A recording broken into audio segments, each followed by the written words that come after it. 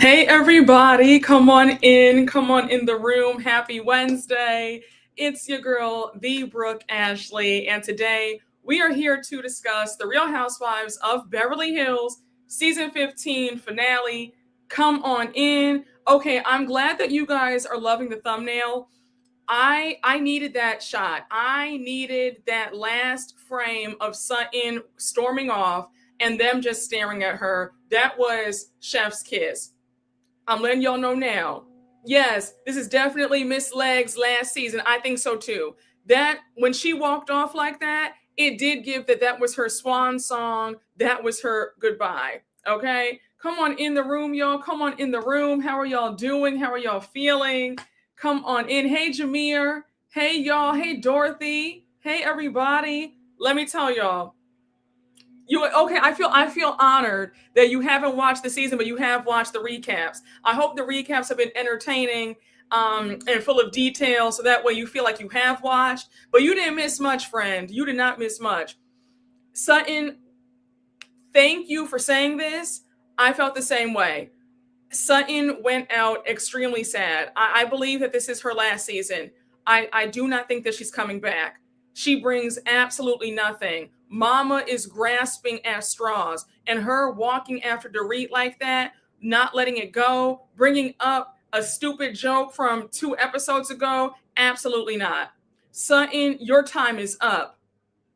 When I tell you Garcelle really did her biggest one, quitting abruptly without any warning, and the fact that she saw the writings on the wall that she was going to be the target for this season, the fact that she single-handedly destroyed the Fox Force 5 because now Erika, Kyle, and Dorit have come undone, and now Sutton is on an island all by herself, failing and flailing. So Garcelle did all of that.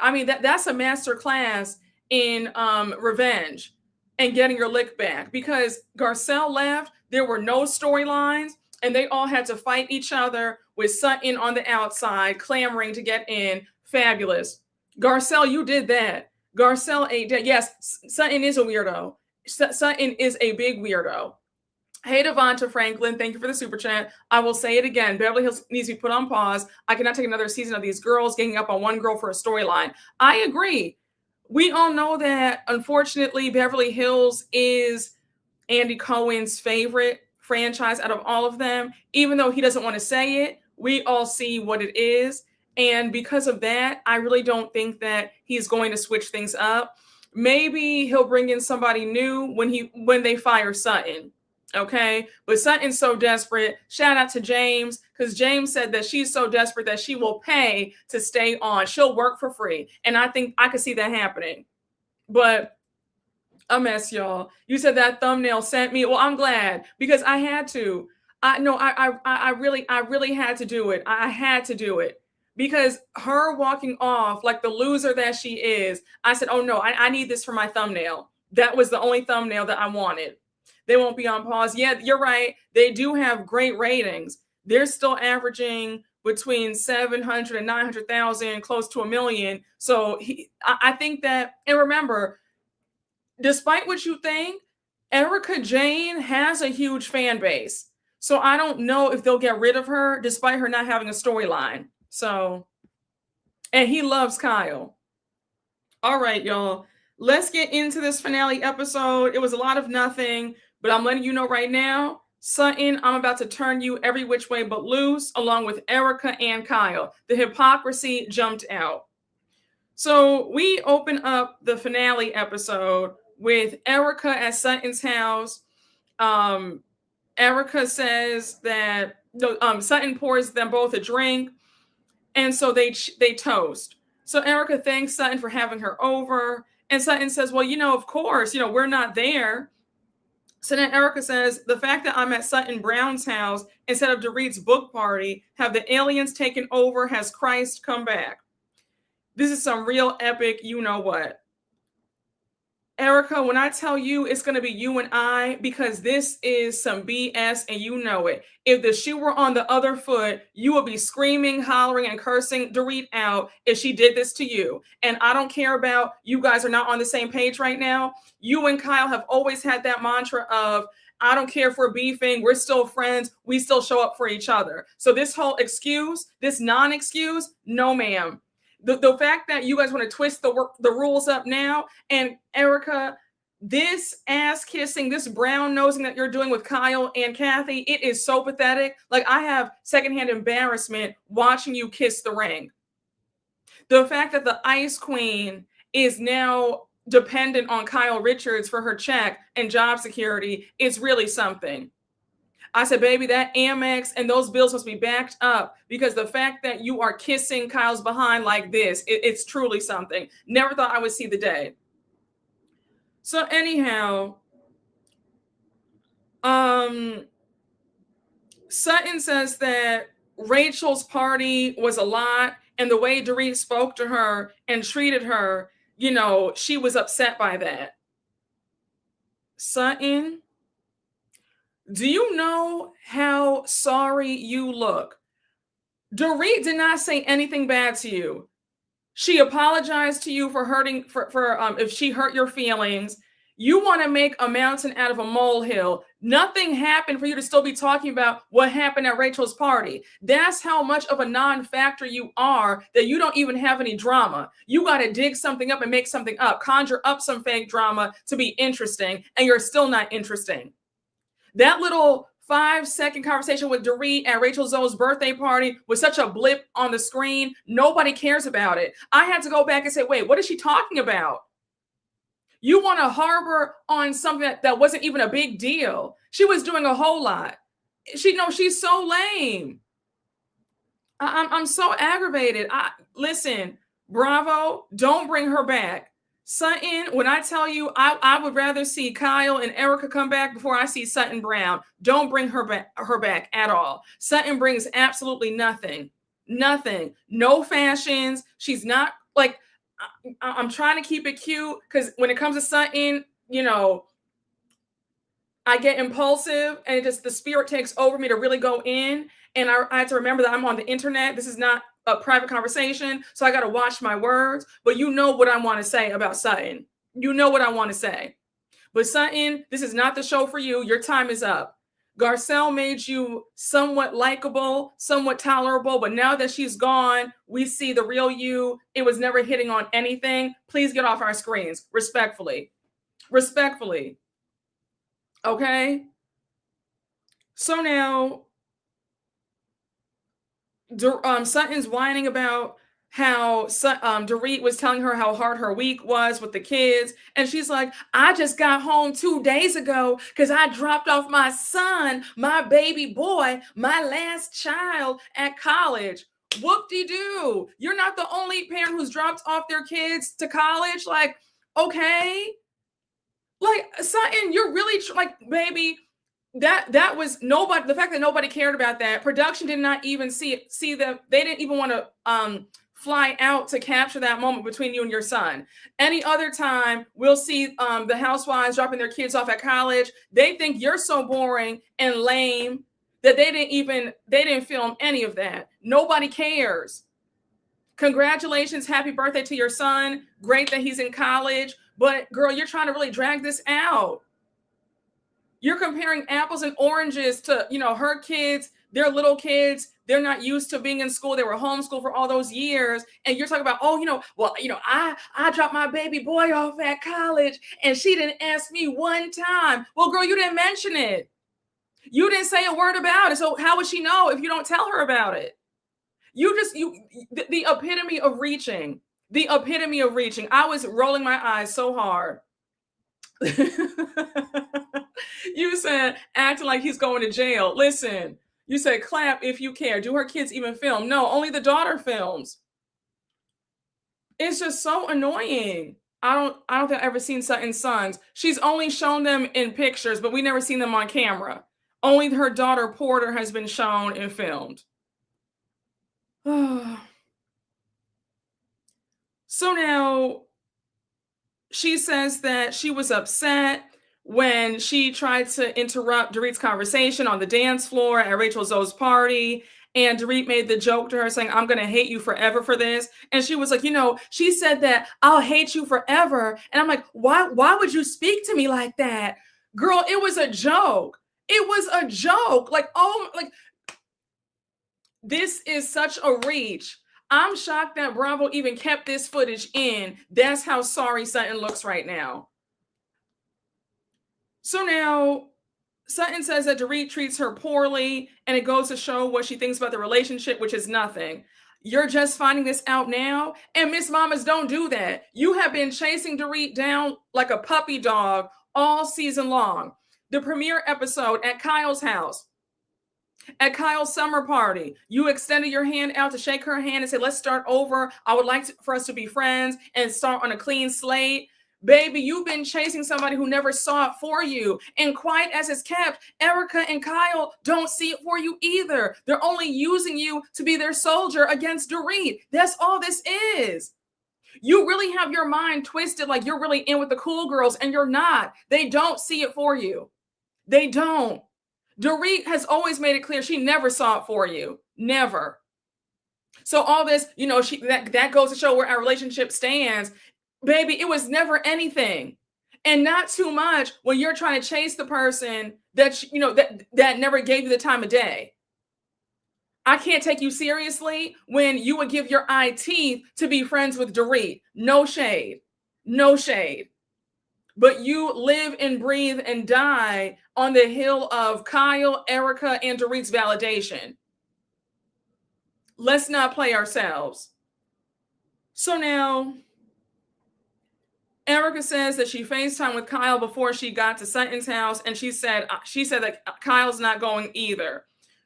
Kyle, you are so full of it, and I'm going to just keep it there, because if this were happening to you, you would be crying for 40 days and 40 nights about how your friend did not support you. This is BS, and you know it. So now Sutton's like, if I could be a fly on the wall just to see what's going on. Girl, you weren't invited to the party. You not going is because you want a moment. But for you to say, oh, if I could be a fly on the wall, well, you could have been at the party had you just gotten a driver and gone. Like, don't act like you weren't invited. Y'all were all invited, and you chose not to go for whatever silly reason. This is all self-inflicted. Saying, well, if I could be a fly on the wall of what's going on at the party, well, get in your car and go to the party. There's still time. What are we talking about? When I tell you, I cannot stand her either. I really can't. Hey, Cat Sky, thank you for the super chat. Sutton is chasing Dorit just like Dorit has been chasing Kyle the last 2 years. Yes, but the gag is Sutton has been chasing both Dorit. Well, no, she's been chasing all three of them, Kyle, Dorit, and Erika, for the last 5 years, in my opinion. And Dorit, low-key, gave Kyle her behind to kiss when Kyle made that comment saying they weren't that close in the first place. In my opinion. I don't know if I can say that Dorit has been chasing, because Dorit has made it clear that she's off of whatever Kyle's on, in my opinion. So now we jump back over to Dorit's book cover party. And I have to say, Dorit's party looks really good. And we have Dorit and Bose off to the side talking about what's going on in the group. And as they're talking, Jennifer Tilly had her $40,000 Gucci teddy bear purse on one of the end tables, and the purse is made of glass. So somebody knocked it over and the purse shattered. When I tell you, my heart sank, like my heart really wept for Tilly when Bose and Dorit were both shook, because Dorit was like, listen, I'm not paying for anything. I didn't do anything. I was sitting over here. I didn't touch the purse. I didn't look at the purse. So whoever did that, that's not coming out of my paycheck. Jennifer Tilly, I'm surprised that you're so loosey-goosey with your stuff, because for me, like, my purse is attached to my hip. I would have really had a meltdown. And I know that might sound horrible over a material item, but I would have really had a meltdown. I would have. I think I would have, I would have been laid out on a stretcher. I would have been hospitalized that day. I would have been hospitalized. I would have. Like, why did you leave your purse on that end table? Why wasn't it around you, on your shoulder the whole time? Like, what are we doing? You said proudly and sure. Jennifer's not as whimsical as she seems. You said, yeah, of course, it would be double strapped around my body. Yes, she can afford to replace it, but still, I mean, I don't like for my things to break. I don't like for things to get lost. So just, it's not even about being able to buy it again. It's the fact that it broke in the first place. Like, I take pride in taking good care of my things. So I would just be mad at myself. Like, why did I leave this sitting here in the first place? That's just me though. So no, it was a Tums. Her Tums fell out of the purse because the purse broke, and she picked the Tums up off the floor and pops it in her mouth. Kathy had me screaming. She was like, "You're gonna eat that off the floor?" And Tilly says, "Girl, I know the owner of this place. The floors are clean." I said, "Jennifer, Tilly, I'm sure the floors are clean, but the fact that y'all are stomping around, I would not have put that Tums in my mouth, but that's just me." So, oh my. Hey, Chris P. Bacons, thank you for the super chat. Will we ever get the Sutton takedown she truly deserves? Well, we've gotten it though. If we think about it, we've gotten it. Sutton has been beaten down since she came on the show. They've called Sutton all types of losers and all sorts of names to her face. They've called her all. They've talked about her to her face behind her back. So I feel like she has been taken down the way she's chased after all of them for years. We've gotten the satisfaction of seeing her beg folks who will never see it for her. We saw her begging them last season. So yeah, she's gotten it time and time again. Sutton has barely been featured this season. Yeah, I know. Thank God. So now we get right back to Dorit and Bose talking, and Dorit says Kyle didn't come, Sutton didn't come. So she says, well, Kyle told me that she couldn't come because she's so overwhelmed planning her daughter's wedding. Kyle, we know good and well that if the shoe were on the other foot, you would not accept that as an excuse. We know you. We have watched you for 15 years now. That excuse would not fly if it were your book cover reveal party and somebody told you that excuse. You would say, well, you could have still popped in for like 10 seconds. You're full of it. That's BS to me. And you have a whole team helping you, a whole staff, and you have an event planner. So please spare me. That's BS. You just didn't want to go. You wanted to take the shine away from Dorit. You wanted to make Dorit feel bad. You wanted Dorit to hurt, and you wanted to have a moment. That's it, and that's all. So now even Bose was like, she could have come for 30 minutes, popped her head in and said hello. I said, now, Bose, when it comes to a lot of your shenanigans, I'm not here for it, but I was with you. I'm with you when you're right. You're not right often, but I'm with you when you're right, because Kyle could have definitely popped in for 30 minutes and said hello and said goodbye. Okay? So now she goes on to say, if Kyle is so concerned by Dorit's financial situation, then she would be here to celebrate Dorit's financial win, but she's not. So now Bose asks about Erika. She's like, well, is Erika here? Is she coming? And Dorit says, no, like, I don't see her. So now Dorit says, I really had no idea that Erika wasn't coming. So Bose says, that's not a good thing. We're going to wait. She might pop up. Dorit was like, well, no, babe. We're already an hour and a half into this party. It's already 7:30. So if she's not here, she's not coming. So now we get back to Erika and Sutton at Sutton's house. And Erika says, I wish that I felt like I should be there, but I don't. So now Sutton says, well, I called her and sent her a text. And Erika says, well, I haven't done either. I haven't called or texted her. None of that. That's coward behavior. I see all these folks saying that Erika ate Dorit up. I don't feel that way whatsoever. I don't. I saw a certain person, a certain housewife on Potomac, was talking about how they love Erika and how Erika is one of the scariest housewives and how Erika is such a reader. I don't think Erika is a reader. I think that she only succeeds with this mean girl act on Beverly Hills because they're scary. But if she were on another franchise, she would get torn up. And I think it's funny how there's so much praise for Erika being nasty with the crazy mouth, a reckless mouth. But when Candace on your franchise was reading up and down, now you can't stand her, you hate her, never want to see her again. It's really weird how that works to me, how you're praising Erika for being a master reader and an ice queen. And you were saying, oh, I love a good reader. I love a good read. Give me a good read. If I were on Beverly Hills, I would ask her to read me. Okay, but how come when Candace would be reading people, it will be, well, that's why you need to be popped in the mouth because your mouth is too reckless. Which one is it? But let me just move on. We're not talking about Potomac, but I digress. But I thought it was interesting that on their podcast, they were praising Erika for being a horrible person and being nasty and vile with a slick mouth. But when somebody defends themselves and is a great reader, now that they don't want them back on the show, it's weird to me, but I guess. All right.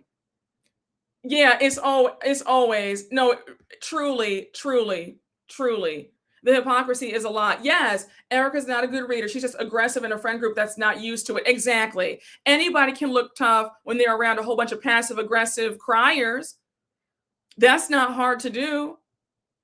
But put her around some people who really are blunt and people who are I don't want to say aggressive, but people who aren't afraid of confrontation. Put her around some real confrontational folks, and you'll see. We'll all see where she stands, and I'm gonna just keep it there. So, yeah, she's just a pit bull, not a reader. Exactly. The good folks, the two who have the podcast, they were praising Erika in this finale episode the other day on their podcast. I saw the clips on Twitter. So, yeah, put her in with Teresa Ornini. Exactly. So now Erika says, I'm thinking about how much she supported me when I was on Broadway, when I had my show in Vegas. And I'm like, Erika, you should be there. But then I said, wait a second, we had a full disaster in Italy, and I can't do that again. And it's not even about her calling me a see you next Tuesday. That's just a piece of it. You are grasping at straws for you to say that her calling you a see you next Tuesday one time when she's had your back. Dorit did not question you when you had all that stuff, the legal issues with Tom. She was a loyal friend and a loyal soldier. On top of that, how dare you be missensitive now about being called the C word when you were calling the girls see you next Tuesdays every single day for the last decade that you've been on the show? You called Sutton Brown a see you next Tuesday every chance you got. You called Garcelle a see you next Tuesday. You've called everybody that you could not stand a see you next Tuesday. But now when it's the same energies dished to you, now you can't take it. Now you want to be Miss Thin-Skinned? The gall, the absolute gall. You're the first one saying, I can take it, give me a fight. Then when somebody actually gives you that same energy, now you want to cry and weep in the corner and talk about, oh, I can't believe they called me that. Girl, I thought you were so tough. I'm done. Erika, this was a reach. And then for you to say, oh, Dorit left, for Dorit to leave me and Kyle in a strange town in Italy. Baby, you have a whole 12-person camera crew and you guys are just fine. Okay? You had the Sprinter van right there. Y'all were good. Your safety was not in jeopardy. Please stop. And it wasn't like you were by yourself. You had Kyle right there as well. You think a 12-person camera crew from Bravo, from NBC Universal is going to let something happen to y'all? Like, let's cut the dramatics now. Please. You guys are filming a show. You guys have security walking around on the sides. Like, we're not going to play these games. You were fine. You were fine. So now she says, and then for her to say that Bose has treated her better than everybody. And it's like, sweetheart, I've been your friend for 8 effing years. Everybody has their limit. So she says, maybe PK isn't wrong. Now that's nasty work. Because if somebody brought up what Tom was doing. Tom was cheating on you. Remember that? You revealed that. Now somebody said, well, maybe Tom wasn't wrong for cheating on you all those years. You would be sent into orbit if somebody read you down about all that Tom did while you guys were married. That's nasty work.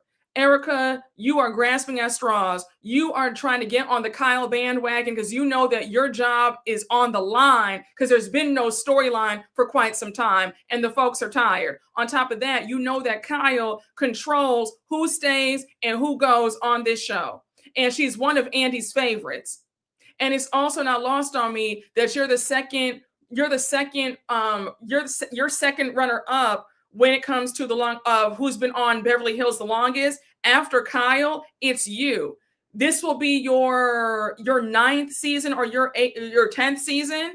So yeah, so you're feeling yourself trying to be Kyle's top soldier because you're trying to make it to 15 seasons. Because when Kyle makes her 20 seasons, because that's Andy's goal for her. Okay, you don't have me fooled. You are latching onto the Kyle bandwagon because you know where your bread is buttered, and you know that Kyle plays a big factor in who leaves this show and who goes. And you know that you need every piece of this check, and that's the long and the short of it. I was so disgusted with Erika. I really was. Yeah, she wants to be Kyle's lapdog for sure. So now we cut right back to Dorit at her party, and she's still talking about Erika not coming. She's like, for you to turn around and not have the decency to tell me that you're not coming. So Bose is like, wait, she didn't even send you a text? Dorit says no. So Bose is like, just woosah, relax. You look incredible tonight. Just have a good time tonight. Think about your party. So now it's time for Dorit to give her speech. She's really pissed off about the three of them not attending. She tells her party planner that Erika's not coming either, and she's surrounded by a bunch of see you next Tuesdays. So her party planner was like, I hope this is not a part of your speech. And she was like, no, I'm just venting to you right now. I'm letting it all out. So now we see Rachel, Zoe, and Amanda by the bar. And Rachel Zoe's, they're making small talk. Rachel Zoe asks her, how's it going? And Amanda says, this whole entire party, this is my ethos. This is what I stand for. Women making money and doing their thing. And I love this.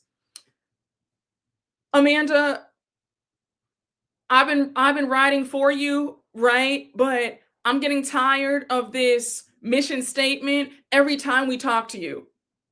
I'm getting sick of it. It's wearing thin. This whole thing, if I hear you say I'm a girl's girl, I'm about to jump out the window. I can't take it anymore. First of all, I hate that term. Please. That's only for the internet because in real life, it doesn't exist, but I digress. But this whole mission statement, every time, I just love seeing women making their own money and being independent. And that's what I stand for. That's my ethos. That enough. Just have a normal conversation. Can we talk about what's going on? Can we talk about the weather? My God, when's the last movie that you saw? What do you do for fun? I don't want to hear about the books. I don't want to hear about that. It's her slogan. No, it really is. It's enough. Yes, no, she said stream of revenue about 10 times and I almost lost it. I said, oh my gosh. If she does not shut up and just talk normally, enough. It's always a motivational speech all the time. She gives IG caption. She doesn't know how. She talks about her man being broke for fun. Jennifer's the only one I would chat with at that party. Exactly. Goodness. Yes, shut up. That is so stupid. She's a walking self-help book. She really is. Well, I said, my God, Amanda, the fact that you can't even have just a regular cute conversation, some cute little chit chat at the bar at a party is really beyond me. I said, my God. So now Rachel says, well, she really needs this right now. And Amanda says, it's her stream of income. Can y'all both shut up? If y'all are so concerned about Dorit's finances, then cut her a check. I cannot stand that. You are that concerned about your friend's finances, but I don't see you giving her a Zelle, sending her a Cashapp, writing her a check to make sure she's okay. No, nobody needs you to be speculating about their finances if you're not going to help. I mean, y'all keep talking about her finances, but I don't see anybody cutting a check to help her out and make sure that her and the kids are eating. It's enough. Either help her out or don't mention her finances. Like, what are we talking about? Goodness gracious. Yes, they were. No, they were rubbing it in. It's very much like, I'm glad it's not me, girl. And Rachel's always like, yeah, child, because you know I got it. Like, you know I'm good. It's like, enough, Rachel. Enough. Yes, Amanda just wants to preach and teach. It's true. Sutton was the only one offering money to Erika Jane. Very much so. So now Amanda says that this is the entire premise of everything that she does, everything that she stands for. It's to impact, inspire, and empower women. Amanda, if you come back for season 16, I don't want to hear this. I'm telling you right now, I do not want to hear another word about impacting, inspiring. I don't want to hear stream of revenue, stream of income, empowerment, girl, money, manifestation. I don't want to hear about how you care about helping women reach their best selves. We get it. It's enough already. Give us something else, please. And you did it again at Kathy's party later on.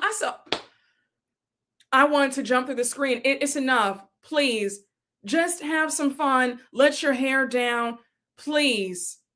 Just, you're so tightly wound. It's enough. Can you have some fun for like 10 minutes? Goodness, my God. So now Amanda's like, I'm the epitome of a girl's girl, because even though me and Dorit don't see it for each other, I still want this for her.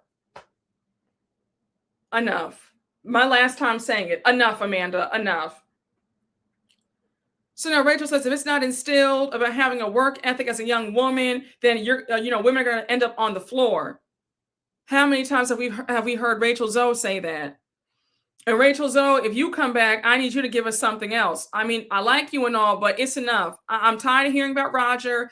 I don't want to hear about his girlfriend and you whining about it. Enough. Give us something else, because it's wearing thin on me. So now we have Dorit's speech, and Dorit has her kids with her while she's making her speech. So it's time for the cover reveal. They unveil the cover, and Dorit says this book is about grace, grit, and choosing yourself without apology. Here's to all of us being writing our stories unapologetically. And now we see the cover of the book, and the cover looks amazing. It's her in the black suit. The one we saw her at the photo shoot. The episode where Bose wore that crazy outfit, looking like the Riddler in Batman. Bose, that outfit still took me out. Like, I'm still thinking about that. That's one of the worst outfits I've ever seen in my entire life. Bose, if you come back next season, you better pay a stylist and get these fashions together. Because this season, absolutely not. No, ma'am. Baby, that Dice outfit was so ugly. No, not the Fifth Heartbeat, honey. Looking like she works at a kid's casino. Although I'm not interested in reading Dorit's book, no shade, she looked great on the cover. She did. She looked really good. She looked good. A comic book villain. No, I'm serious. Bose, I need you to step it up. So now they're all saying how proud they are of Dorit in their confessionals.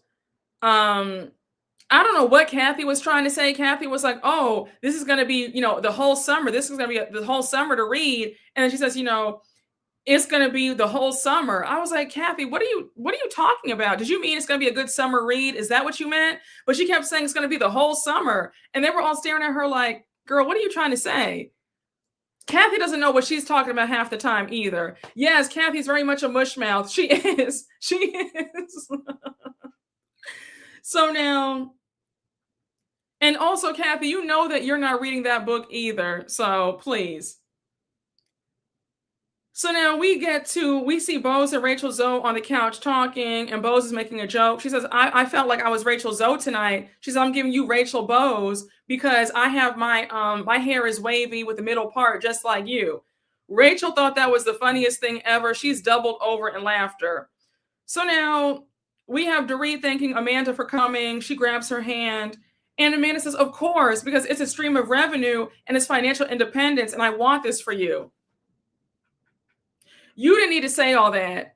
You like that came off as shady. You didn't need to say all that. A simple, you're welcome. I'm glad to be here. I'm happy for you. Congratulations. Happy birthday. All of that talk about, oh yeah, I'm glad for you because you need this. I know you need the money, girl, because I know you broke and you need this financial independence. You can't help yourself. Just say you're welcome. I'm glad to be here. You know, Amanda is too much. Amanda is too much. Yes, compliment the cover and say cheers. That's it. Do we think Dorit has a stream of income yet? I mean, she has the show. She has the book advance. It's just too much. A walking chat GPT, very AI like, yes, read the room. She spoiled the moment saying that. Yeah, she's trying to plug her business every time. It's all low key a shade. No, it is shade. It is. She just wants to flex and shade. Oh my gosh. Amanda, you've got to stop. So now Dorit says, it's wild to me that Amanda could show up to support me, but two of my closest friends in this group couldn't bother to walk through that door. So now Rachel Zoe makes a toast to Dorit. And now Dorit says, seeing you guys here has made my heart full. She says, but I think that Bose has something to say. So now you have Bose laughing, and she's like, I'm glad we have champagne. And now she shows off her ring and says that she's engaged. We're going to move on along. I don't have anything to say about that. God bless. Move on to the next thing, Claudia. So anyhow, we now cut to Kyle and her daughters. They're at her oldest daughter, Farrah's house. They're all getting ready for Alexia's weekend, her wedding weekend, right? So Kyle's over, and it's so cute how all of her daughters look just like her and they sound just like her too. So Kyle's excited. She says, I cannot believe that my daughter's getting married in less than 72 hours. It feels great, but it's a lot. So now Kyle gets emotional in her confessional as she remembers hearing about these couples divorcing after all these years of marriage and how she would think that that was so stupid. Like, why would you do that? Your kids are getting married and they're having their own babies. Why are you splitting up? She says to herself, how did me and Mauricio get here? I'm not going to hold you. We're going to gloss over this scene as well. I can't get that invested in this when Kyle has yet to say what was the catalyst that broke them up. Kyle has been talking in riddles and rhymes since season 12 about what the real issue is. We don't know. All we've had to go on is hints and clues and speculation. Until she says why they're getting a divorce, I really can't care anymore. So all these tears in the confessional, and I can't do it. I can't cry for you when I don't know what the issue is. So Kyle, best of luck to you. I'm sorry to hear this, but I'm tired. So Kyle has a whole girlfriend. What is she talking about? Yes, honey, in and around the breezeway and down the stairs. Exactly. We never get the truth. Yes, okay, Mo has been outside for a while. That's it, and that's all. I can't. It's just like she was so choked up in the confessional, and I was just like, okay, how much time do we have left of this scene? Because we don't know why they're divorcing, so I can't. I don't have anything to give. So now, again, we're moving on. We're just moving on. We're moving on. So now we have Rachel Zoe at home, and Rachel Zoe, those flowers were stunning. Oh my gosh. So we have Dorit come over. Now, Rachel Zoe generally has no food for you when you come over. She usually has some water and some lemon water. But this time she has some vodka for Dorit. So she says, girl, I poured you up a glass, your favorite drink. And now she's like, did you recover from the night before? How did you sleep? And Dorit says, it was such a beautiful moment. If nothing else, I thought that I would have the support of the group. So Rachel Zoe says, of course. So she says that was a statement. The three of them missing was a statement. So Dorit says Sutton missing out was under the guise of, I don't want to put a damper on the evening. She says, but sweetheart, you did that by not showing up. She says, Rachel Zoe now jumps in and says, when it comes to Kyle, it makes a bit of sense, only because you guys were not in a good place. Dorit says, yeah, but when it comes to Kyle, she maintains that she cares about me so much. The worst that I've done so far is be overwhelmed and that I don't have it together. The whole thing about me being late all the time, you've had to wait on me, it's annoyed you, I get it. But I'm not myself. I'm going to say this, right? Dorit's lateness has always been a problem, and it is annoying, it's aggravating, and it's rude, and it's inconsiderate. But this is so bogus that they want to pull from her being late now as a way to ice her out, when back when they were like this, Dorit's lateness never bothered anybody. So this whole thing is just so lame to me. Y'all were king before when she used to be late. Y'all were loving it. Oh yeah, girl, give us a fashionably late moment. It was all cute and fun. But now when you don't like her, now she's inconsiderate and rude. You had no issue with her standing Teddy up for over an hour and a half. Y'all laughed about it. When she would stand Sutton up, y'all laughed about it. But now when you don't like her, now with her lateness is a problem. If y'all cared so much about her being late and about her being punctual, y'all would have checked her about it when you guys were friends. So I'm sorry. Yes, Dorit's lateness isn't unacceptable, but this is BS how y'all want to get on her about it 10 years later. Just saying. Yes, it's season's too late. We see each other. Yes, this one a reason to go after her. Okay? Garcelle was the only one that brought it up back then. Yes, exactly. So now Rachel's asking, but have you said this to her face verbatim? Dorit says, oh yes, I've said it many times. I've tried to explain it, but she shuts me down every time, and she does not allow for an open dialogue. So now she says, well, Kathy's having her party. If Kyle wants to sit down and talk, have a conversation, I'm down. She says, when it comes to me and Erika, I have a deep pain in my heart because how could she be so flippant about something so important to me? Because of Kyle, because of job security. That's why, Dorit. She goes on to say that her friendship with Erika has never been contentious. It's always been deep love and support. It's been a friendship built for a decade. Now, the flashbacks of them, I remember the earlier seasons when they first joined the show, they had that one dust up over Pantygate, and then that was it. They were like this ever since. To see Erika throw that all away to be up Kyle's behind is shameful, and it's really sad. Hey, Chame Inc., thank you for the super chat. Dorit's pre-sales aren't looking good, and the June release is delayed. Callie Bag might have to go. Oh, no, are you serious? Oh, the pre-sales aren't looking good. The June release has been delayed? Oh, damn. Oh, what? Well, they can't keep pushing the book back then. Damn. I wonder if she's still not finished writing the book. Oh, Dorit. Oh, Dorit, girl.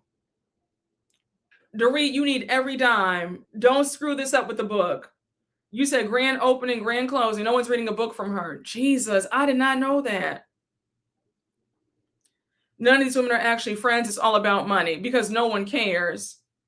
Child. Yes, Erika is terrified of that lawsuit and hanging on to Kyle for a check. Very much so. Dorit, say your prayer. Dorit is not likable, so I'm not surprised. Oh. I knew she was celebrating prematurely. A bit more than she could chew. What a mess. So now Dorit's asking, what did I do to you that was so bad for you to do this to me? That I deserve what you've done. So Rachel Zoe says when it comes to Erika, she's drawn a line in the sand. And Dorit says, yes, it's very obvious. So now Dorit says, I don't know if Kyle's gotten in her ear, but that's how it looks on the outside. And that's what it is, Dorit. We don't need to beat a dead horse about it. That's what's going on. Kyle knows that she has Erika in her lap right now because she knows that Erika needs this job and needs this check, and she's holding on. She has Erika right where she wants her. So she's not going to choose you over Kyle. So now Dorit says maybe Erika's not who I thought she was, and our friendship is not maybe as strong as I thought. And that's a bitter pill to swallow. So Dorit says, I'm not going to be ganged up on by the mean girls. If I can't get grace from my effing friends, then who needs them? So now it's the day of Kathy's garden party / her daughter Nikki Hilton's jewelry launch party. So Kathy says that Nikki's jewelry line is named after her 2 granddaughters, Theo and Grace. So we see Nikki Hilton there. She's getting ready. Her and Kathy are getting glam. And Kathy says there's so much to do for a party like this. You have to think about everything, the valet, the flowers, the candles, the lighting, the menu, the waiters, the bartenders, the helpers, enough toilet paper. If the deets aren't perfect, I'm not going to have a good time. And I get it. Like, when you're entertaining, when you're hosting, you want to make sure that everything is perfect, because if one thing is off, you're going to notice it and you're going to be pissed off. So I get it, Kathy. Now, Kathy, I get on you, but you do a great job when it comes to hosting. I will give you that. So now we see Rachel, Erika, and Kyle in one car. They're on their way to Kathy's party. And of course, Kyle brings up Dorit. She's like, how was Dorit's book party? So Rachel Zoe says, I missed you guys the other night. It was really nice. Now, hold on. If y'all don't care for Dorit, y'all did all of this to ask everybody and their mother about the party. Because if I'm giving you my ass to kiss, if I skip your party and I give you a big FU, I'm not asking how was the party, because I don't care, right? Y'all are so pressed, because why are you asking about a party that you purposely skipped out on? You guys don't like Dorit. You're not speaking to her. So why are you asking? If I were Rachel Zoe, I would say, oh, well, y'all should have came if you wanted to know what the party was like. It doesn't make any sense. It's just you're so invested. No, it's true. They are too invested. It's giving very much pressed. Exactly. So now Rachel Zoe says, Erika, we talked about you not going. Erika says, yep. So Rachel Zoe's like, well, did you talk to Dorit beforehand to tell her you weren't going? Erika says, no, I didn't, because I didn't want to and I didn't feel like it. Okay, so I'm gonna remember that, because I know that if the shoe were on the other foot, you will be cursing folks out, demanding an apology. You didn't call Dorit up because you're a coward, because you know that you were wrong, you don't have a leg to stand on, and your excuse for not going is bogus. That's it, and that's all. So now Rachel Zoe says that Dorit was saying at the party that she expected more from Erika, and Erika says, yeah, and I expect more than her calling me the C word. This doesn't land. This does not land when you have called everybody in this group a C word at some point in time and you've not apologized for it. So I'm so sorry, babe. Miss me with this. Nobody owes you an apology over that. It's, babe, you're finally getting it back. You finally got it back to you. You're not going to die. You will live and tell the story. You will be able to live and fight another day. You're not going to die because somebody called you the C word. You'll be okay, babe. Lick your wounds, pick yourself back up. The same way Sutton and everybody else had to pick themselves up after you called them that and didn't apologize to them. You'll be okay. You'll be okay if you get called a C word. And the word is trending now. Like what? So I mean, girl, take it as a compliment. I'm shocked that you're so bent out of shape about that when you've been calling them that for years. It's weird. She'll be fine. Like, dust yourself off. You'll be good. Exactly. She'll be able to live and walk that green mile. Okay, the faux anger of it all. They are draining. Remember that? Remember that. You remember that? You remember Kathy Hilton's dinner party in season 11? And Sutton, if Sutton could get over it and not even get an apology for that, and still wants to be friends with Erika, Erika will be okay that she's been called that one time. Please. Selective anger. So now she says, reserve that energy for Camille Grammer. Babe, the read doesn't land. That's it, and that's all. So now we have Bose and Dorit in another car, and Bose is like, I was talking to Erika the other night, and she told me that the night of your book cover party, she went to Sutton's house. Dorit's like, wait, come again? So Bose says, yeah, I know. And the thing is, she told me that she skipped out on your party because she wanted to get your attention. So Dorit says, To me, the punishment does not fit the crime. This is the ultimate friendship betrayal. So now we have Rachel, Kyle, and Erika arrived to the party first. Kathy had all of the butlers serving matcha. So Erika and the ass kissing was on 10.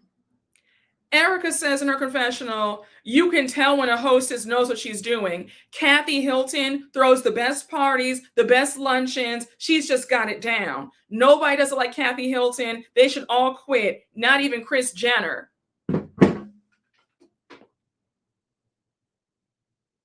How much did Kyle and Kathy slip you under the table to say that? It felt like you were reading from a teleprompter. I was shocked. Babe, when I tell you that was a level above dick riding. Like, I'm so, there's no other way to say it. Like, this was heavy D riding at its finest. Like, do you want to talk about kissing somebody's ass? Like, I mean, she was all up in there when she said that. I was so embarrassed. I was like, girl, Kathy must have slipped you an extra 6 figures on the side to say that. And that fake voice, that fake happy-go-lucky voice, you know you always speak in a monotone with the Ice Queen glaze. And now it's this, yeah, Kathy Hilton, she just such a wonderful hostess. Like, nobody does it like Kathy. Like, who? You don't even speak like that. I was floored. I said, this is embarrassing. I am so sorry. It was embarrassing. First of all, what really took me out, I said, so we're all forgetting how you tried to take down Kathy Hilton 4 years ago at the season 11 reunion, the whole stuff in Aspen, you and Lisa Rinna were on a mission to take Kathy Hilton down and expose her. So how do we go from that to now being an ass kisser for Kathy Hilton? I mean, that's such an extreme change. Like, I'm in shock. But you know what, though? Stranger things have happened. I'm confused. I'm really confused. Yeah, she was calling Garcelle and Sutton ass kissers. She was. Yep, she only cares since her pockets got dry, honey. She could not stand Kathy. She was the first one saying, "Oh, I don't. Kathy doesn't run me." Because I remember when somebody said, "Well, Kathy Hilton holds the key of Beverly Hills, of the social life in Beverly Hills." And Erika was like, girl, I could give a damn. Kathy Hilton does not run anything over here. And all of a sudden it's, well, if Kathy Hilton blackballs you, then you're out. And if Kathy Hilton doesn't like you, then you're out. And oh my, like, wait, what? How do we go from that to this? I'm confused. Yes, honey, she snuggled under Kathy's bosom. You said Kris Jenner would never have Erika's broke self at their parties. Exactly. I was embarrassed, Erika. I was really embarrassed. So now we have Jennifer Tilly arrive. Jennifer Tilly had me on the floor. That butler greeted her with that matcha. She was like, are these alcoholic beverages or smoothies? Then she was like, matcha? No. And she wasn't being rude, but the way she waved that matcha away. She was like, I need some alcohol. I could not stop laughing. I said, only Jennifer Tilly, but she had me screaming, honey. She waved that man away like, no, baby, bring me some champagne, bring me some liquor in a glass, honey. Don't give me any matcha. I'm not here for that. She is so funny.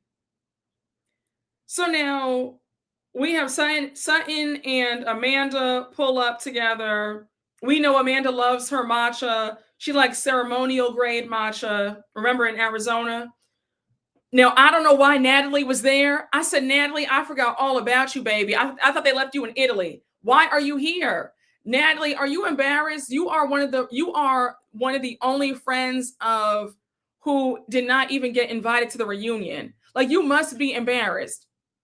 You are one of the only, you and Tiki Barber's wife, remember her when she was on Jersey? you are like the only two friends of the show who, I mean, such a non-factor and didn't even get a reunion invite.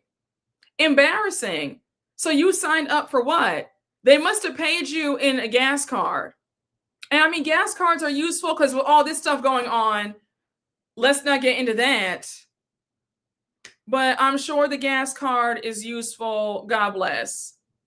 But I don't know why you were here. A mess. So now we see Nikki and Kathy on the step and repeat taking pictures. Kathy, I don't know what this I don't know what this was. Kathy saying she needs to scream in order to get a good smile. Kathy starts screaming. It wasn't funny. Kathy, I need you to stop. Just stop trying to have a moment. Stop trying to be funny and just be yourself. Okay? These extra antics, it's not funny. It was so silly. And even Nikki was like, Mom, what are you doing? Can you stop? And even Kyle was like, who's screaming like that? Erika said, your sister. So now Amanda walks over to sit down and join Kyle and Erika. And the first thing out of Kyle's mouth is, so how was Dorit's event? For somebody who can't stand Dorit, y'all sure do keep Dorit's name in your mouths. Why is that the first question to ask somebody? First of all, I'd be annoyed. I'm somewhere, and before I can even sit down and say hello to you, you're asking me about somebody else. Like you don't even ask me about how I'm doing. Like just not even a hi, Amanda. How are you? Oh, how was Dorit's event? Like what? It really is. She's very bothered, very much so. You said I watched a Natalie interview this past week. Now, why was anybody interviewing her? She was so bland. I forgot who she was mid-interview. Now, you see, I mean, no star quality whatsoever. They didn't care to go, so why do they care now? Exactly. Reed has the girls bothered and does. Thank you. You intentionally skipped the party, but to be petty, but want the details exactly. I agree. It's the goofy stuff is wearing dry. It's wearing thin. It's worn thin for quite some time. So now Amanda's going on and on about how she supports women, creating financial dependence. Amanda, they didn't ask you about that. Why are you making this about yourself and what you stand for? And Amanda went on and on and on and on about her ethos and her slogan and her tagline. Her mission statement is to help women and inspire women, make money, and da-da-da-da-da. And I'm a girl's girl, and I'm a girl's girl, and I love women, and women love me. And shut up. What is everybody okay? Like I said, oh my gosh, Amanda, you really can't help yourself. I mean, she was going on and on. Go watch the episode again. Watch that scene again. She went on for 2 minutes about her mission statement to help women. They just asked you, how was the party? Was it good, bad, indifferent? And you went on and on about yourself and how you help women and want women to succeed and make money. What? Even Kyle was just like, girl, get to the point. You know, Amanda, that's where you lose me. Erika, you FaceTiming your boyfriend John out of nowhere. This had nothing to do with anything. This, babe, you see, because you will not trick me ever. When you whipped out your phone to just FaceTime John randomly, that signaled to me that you are nervous about your spot on this show. That was here. I have something going on. I have a new romance. So please bring me back for next season. That's what this was. This whole thing was so weird. Out of the blue, you just said, okay, let me FaceTime my new boyfriend. Girl, you know, y'all need help. But like, there's no other way to say this. Mama is grasping at straws to stay on this show and get this money. So she's like, do you want to meet my friend Kyle and Amanda and Natalie? So they all say hi to him. Kyle's like, oh my God. No, Amanda says, is that your official man friend? Erika says, yeah. So Kyle's squealing. Kyle says, oh, that was a hard launch. So Erika says that she feels safe with John and she's softened. She says she living with Tom for 20 years. She was walking on ice every day.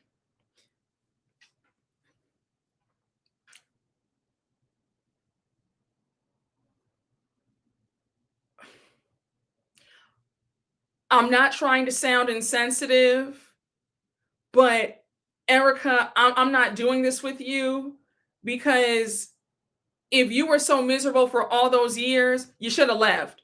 You stayed with Tom because you liked the power of being Mrs. Girardi. You liked that. You didn't want another woman to get that. Okay. I don't want to hear about, I don't want to hear, it's too late after the fact to talk about, oh, I was walking on eggshells and he was really mean to me and da-da-da-da-da. And I was actually, no, you weren't. You were on the show. Talk about this is my man, my man, my man. He's 80 years old. He still got it. I got 5 Lamborghinis. I spend whatever I want, 100,000 on the Amex each month. Like I don't want to hear the sob stories now about it was really hard and I was walking on eggshells, child, and he was really mean to me. Babe, you were happy as a clam when the getting was good, when the money was there. You had a smile from ear to ear, and you were happy to say, "I am Miss Tom Girardi, honey. I have power."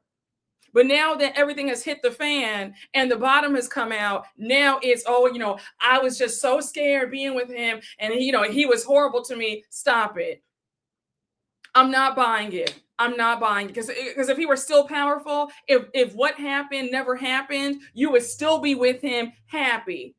That's it, and that's all. So please miss me with, he was so horrible to me and so mean to me, and he talked to me horribly, and I was walking on ice. I was walking on eggshells. No, you weren't. No, you weren't. No, you weren't. You were happy as can be. Yeah, the tune switched up and the money dried up. I'm not doing it. I'm not doing this. No, listen, I'm not doing it. The revisionist history is taking me out. No, it really is. So listen, honey, I'm not doing it. Where's the softness? Exactly. Is the softness in the room with us?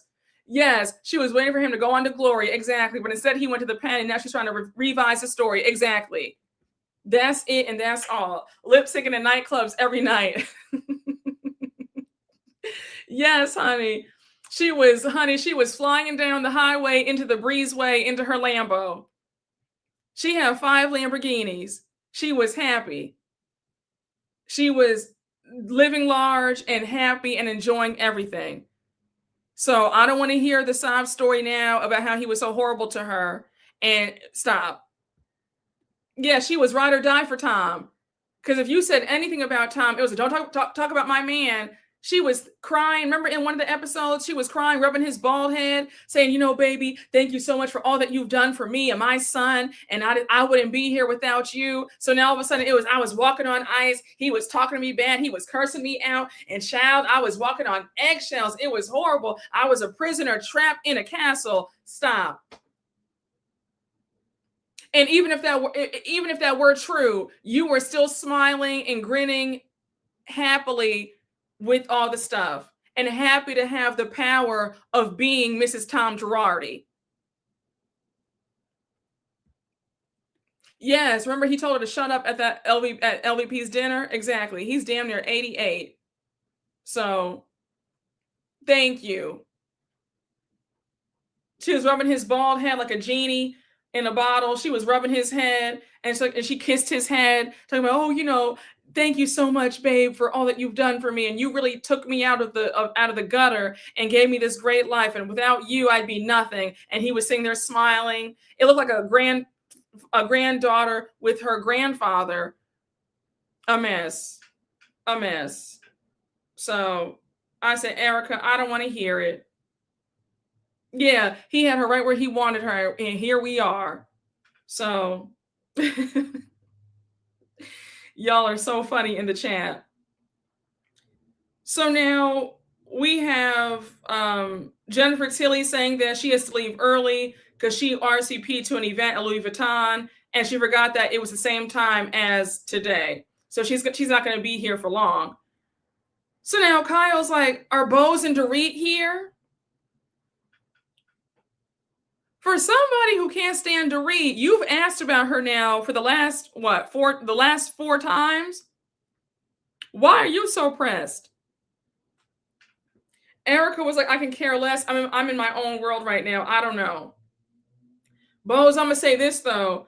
I think you need to watch out for Erika. I don't see it boding well for you trying to be in the middle and trying to be besties with both Erika and Dorit. You're gonna have to pick one and pick Dorit's side.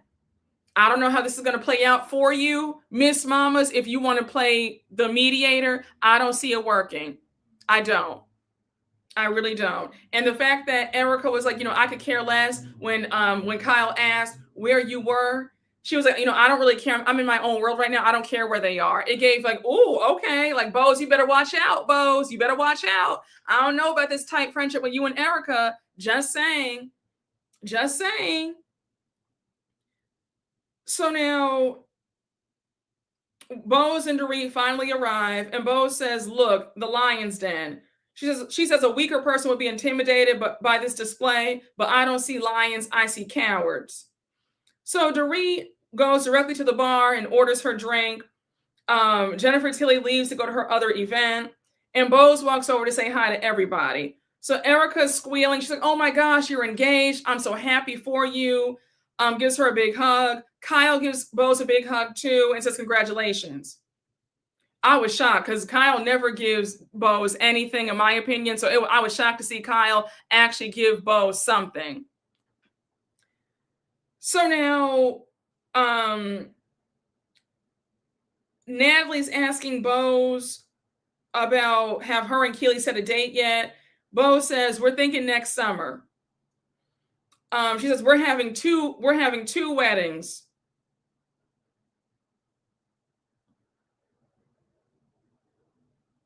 Now I'm going to ask one question. Don't all rush to answer me, but I'm going to just ask this one question. Then I'm going to leave. Who's paying for these 2 weddings? If somebody can let me know down in the chat, who's paying for these 2 weddings?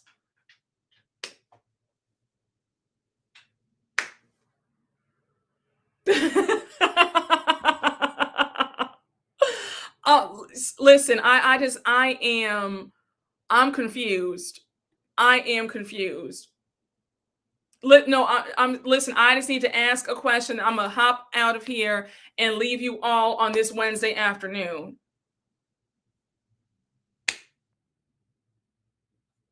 All right, so we're all on the same page. That's a silly question. Come on now. Oh, I just had to ask. I just had to ask. Oh, no. No, 2 weddings. Keely's paying for the bow tie on his tuxedo and nothing else. You are so funny. Oh my gosh. Oh, no. Oh my gosh, y'all have me in tears. God bless.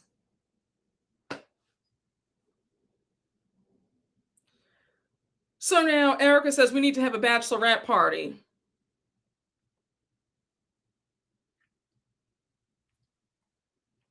God bless. So now Dorit walks over. Mind you, Denise Richards is there as well. Denise was only there for like 2 seconds because Mama left to go to a premiere party. So she was gone. But it's always good to see her. So Dorit says hello to everybody. It's a chilly reception. They don't say hi to her. Denise leaves. And now Kyle says, Dorit, I heard your event was a success. Dorit's dry. And she says, yeah, it was a great event. It was good. So Kyle says, well, that's good. I hope that it's a big success. And now Kyle says, Dorit, may I say something? Dorit says, sure. Kyle says, I know that you were hurt the other night at your event. And Dorit says, yes, deeply. So Kyle says, even if things were great, it would have been a struggle still because she's killing herself to get there right now. What are you talking about, Kyle? So you're saying that even if things were great between you guys, you still wouldn't have come? Why? So now she says, you're not even talking to me right now. But Kyle, you're not talking to her either. So what are we saying? You're not talking to her either. So where do we go from here? So now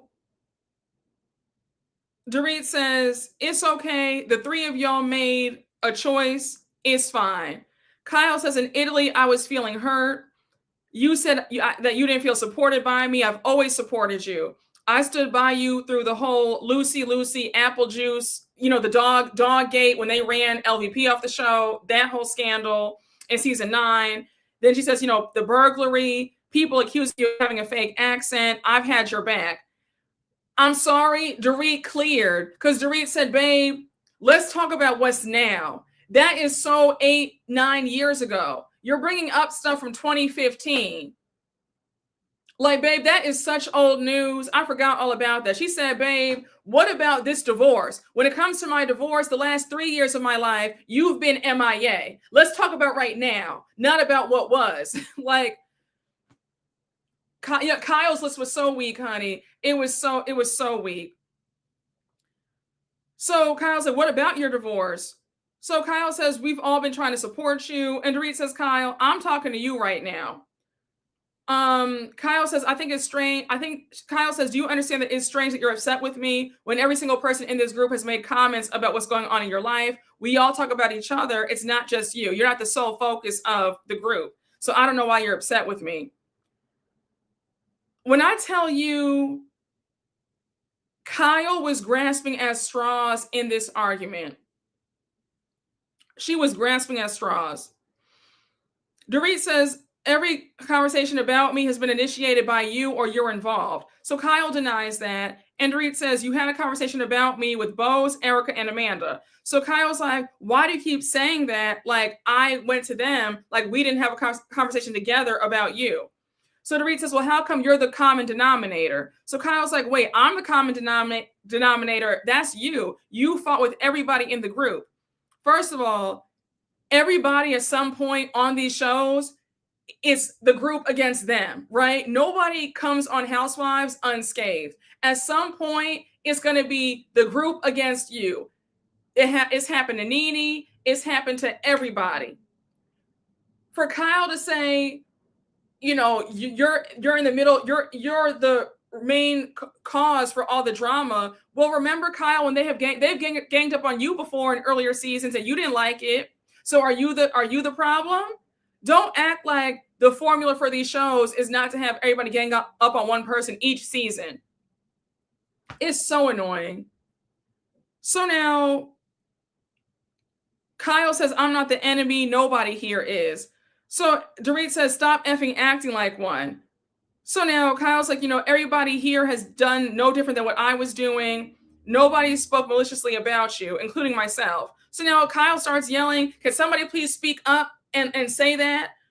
So Erika's like, yes. And now Kyle says, I want everybody to speak the truth right now and quit doing this.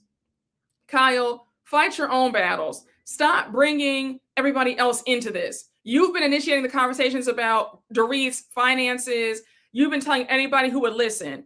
So for you to all drag them into this is not fair. Okay? So now Bo says, I usually like to problem solve, but it's not the time for that right now. Dorit and Kyle need to address their issues with each other. Anybody else jumping in is going to muddy the situation.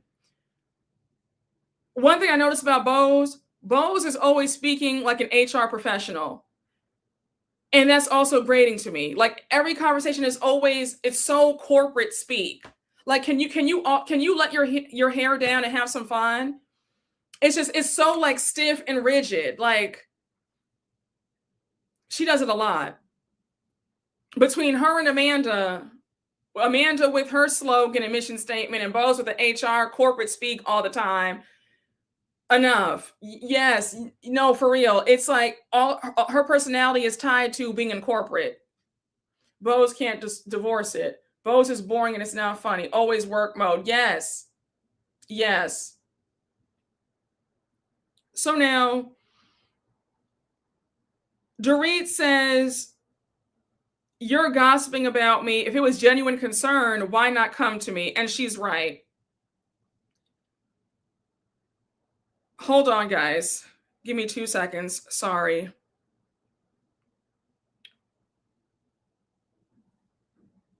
Hold on. Give me 2 seconds. I have to buzz somebody in to my building. It's been a busy day. Packages. Just give me 2 seconds, y'all. 2 seconds.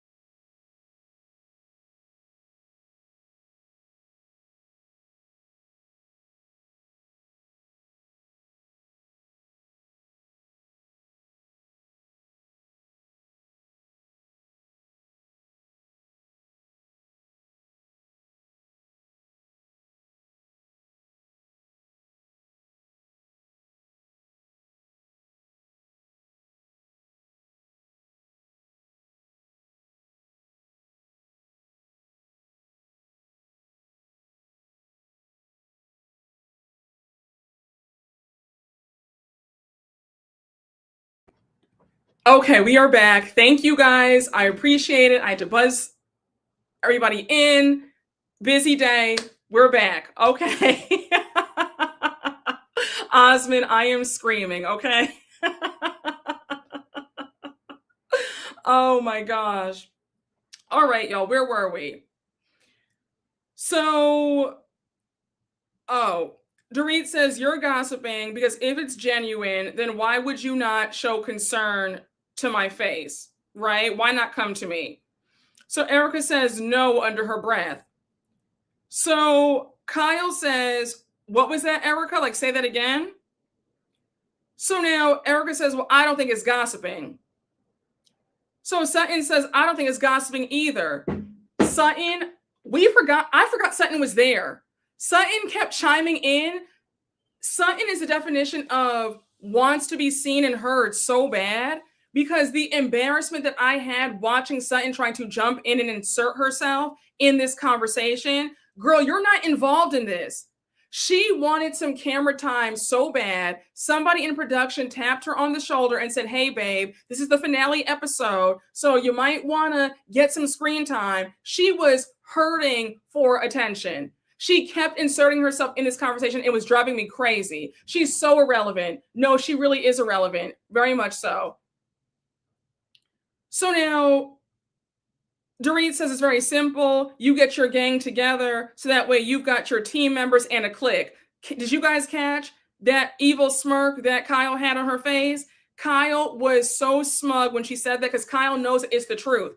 Everybody who's no longer on Beverly Hills, they have all said that that is Kyle's show. And Kyle has let them know before they start filming, this is my show. I run it over here and nothing gets past me. It's a mess. Kyle, you know good and well that you run the girls over there, and that's why they kiss your behind, because you're the key to their job security. And Dorit, but also Dorit, though, here's my thing with you though.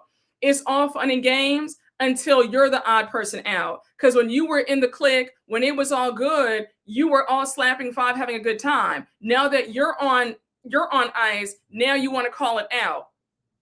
Ain't no fun when the rabbit got the gun. Because when you guys are running off Garcelle and Denise Richards and who else? Think about all the girls that y'all have run off. It was all fun and games. But now when the clown has come back to bite you, and now your job is on the line, now it's not so fun. Because when Garcelle called you out, Garcelle and Crystal called y'all out for icing them out and running them off the show, you denied it. We would never do that. Oh my gosh, Garcelle, where are you getting this from? But now when you're iced out the clique, now you want to expose Kyle. It's a bit too late for that. Like, Dorit, I'm with you and you're right, but I have to call you out. I can't fully be on your side because you've been a big part of the problem too. You've also been full of it as well for a long time. So while I'm on your side when it comes to Kyle and Erika and Sutton, at the same time, I have not forgotten how you were doing when you were in good with everybody. So just keep that in mind. Everybody gets their day. And now your day has come and now it's not so fun. And you have to hope and pray that Andy's not petty and sides with Kyle and has you off this show. Because you need every dime that you can get. So yes, she doesn't like it now because it's on her now. So now Kyle's laughing in her face and Sutton says she's not getting a gang together. It's not a clique. Sutton, shut up. Like, I can't say it any more plainly than that. Shut up. Shut up. Seriously. You don't have a leg to stand on. No pun intended. You're not even a part of the clique. Kyle still does not even like you. You are just there. You are there to do her dirty work and be her minion. That's it. You will never be her friend. You will never be her equal, ever. For you to be saying, oh, she's Kyle doesn't do that. First of all, the way you cried, the way you sobbed for years about how come I can't be a part of the pretty Barbies? Why can't I be a part of them? Why don't they like me? You cried to Garcelle all last season about how they don't like you. And now you want to talk about, oh, they don't have a clique. It's not a gang up. But you were crying about that same thing last year and the year before that and the year before that.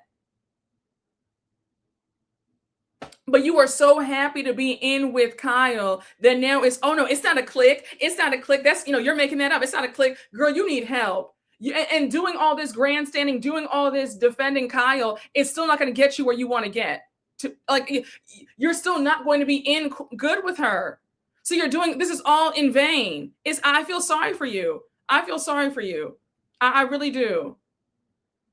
I'm sick of it. So now,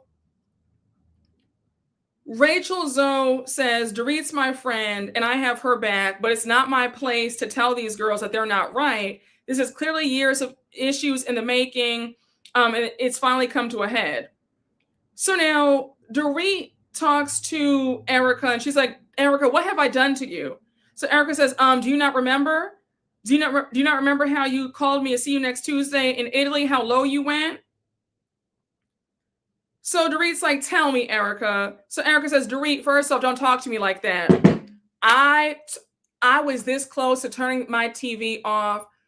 Erika, for you of all people to tell somebody not to talk to you anyway, we can play the tapes back. You have screamed in people's faces. You have talked to them very curtly, very rough, nasty. Your tone has been off for years. And you would dare somebody to check you on it too.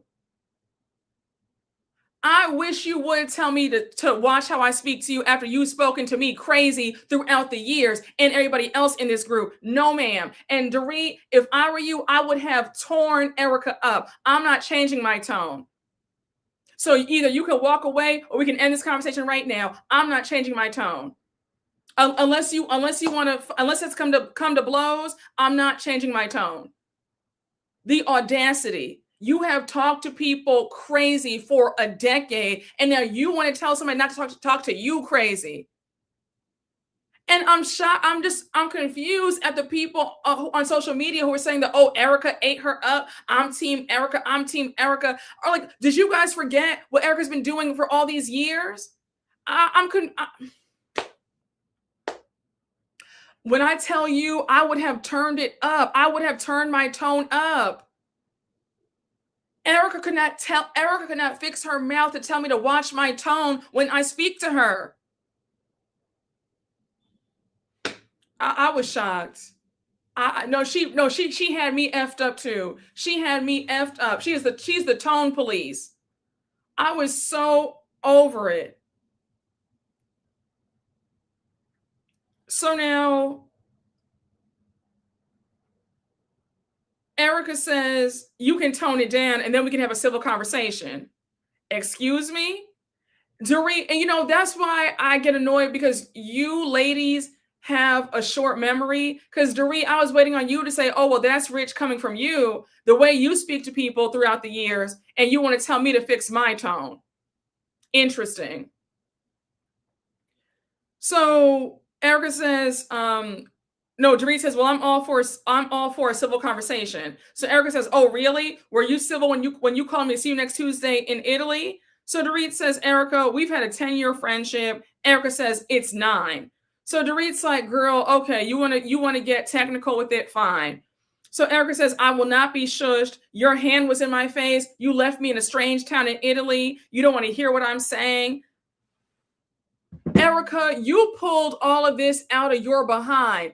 When was Dorit's hand in your face? I watched that last dinner in Italy episode 3 times, and not once was Dorit's hand in your face. You pulled that out of your behind because you want to be mad at her because you have no leg to stand on. Let's say that Dorit's hand was in your face. You would have to excuse that because your hand was in Sutton's face when you said at Kathy Hilton's dinner party all those years ago, you've put your hand in people's faces before. So now all of a sudden, nobody can do anything to you? Erika has me messed up. She really does. She really does. So now, Dorit says, you have my undivided attention, Erika. So Erika says, I want you to soften your edges because you can't keep letting us have it time and time again. The hardest person on this cast, the woman with the least, she has like barely any emotions. She's always dry and monotone. You're telling Dorit to soften up. Dorit was always soft. You just got soft maybe 2 episodes ago. On top of that, do we not remember how we lashed out at everybody if they dared ask you a question about the Tom Girardi case?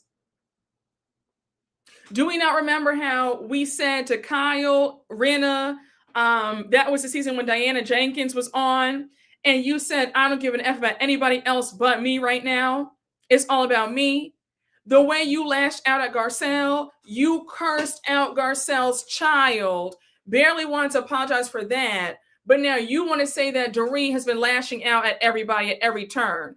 Nobody has crashed out harder on this cast than you. Unless my memory has failed me, and I'm sure it hasn't, unless I'm remembering things wrong, I distinctly remember Erika crashing out to the highest degree when she was going through all that legal mess with Tom. Y'all, I'm tired. I'm really tired. I'm just, honey, the truth will set you free because I'm tired. Because the gall for Erika of all people to say this is wild to me. Thank you. I know my memory is still intact. The North remembers exactly. Thank you. Yelled and cursed at Sutton, Crystal Garcelle, and her son. Told Sutton or what in season 11 at Kathy's dinner. Thank you, Jameer. Was acting a whole fool and drinking. She wasn't soft when she was barking in that cabin in Aspen. Exactly. She told Garcelle to go F herself and said, I don't want to be your friend. I don't like you.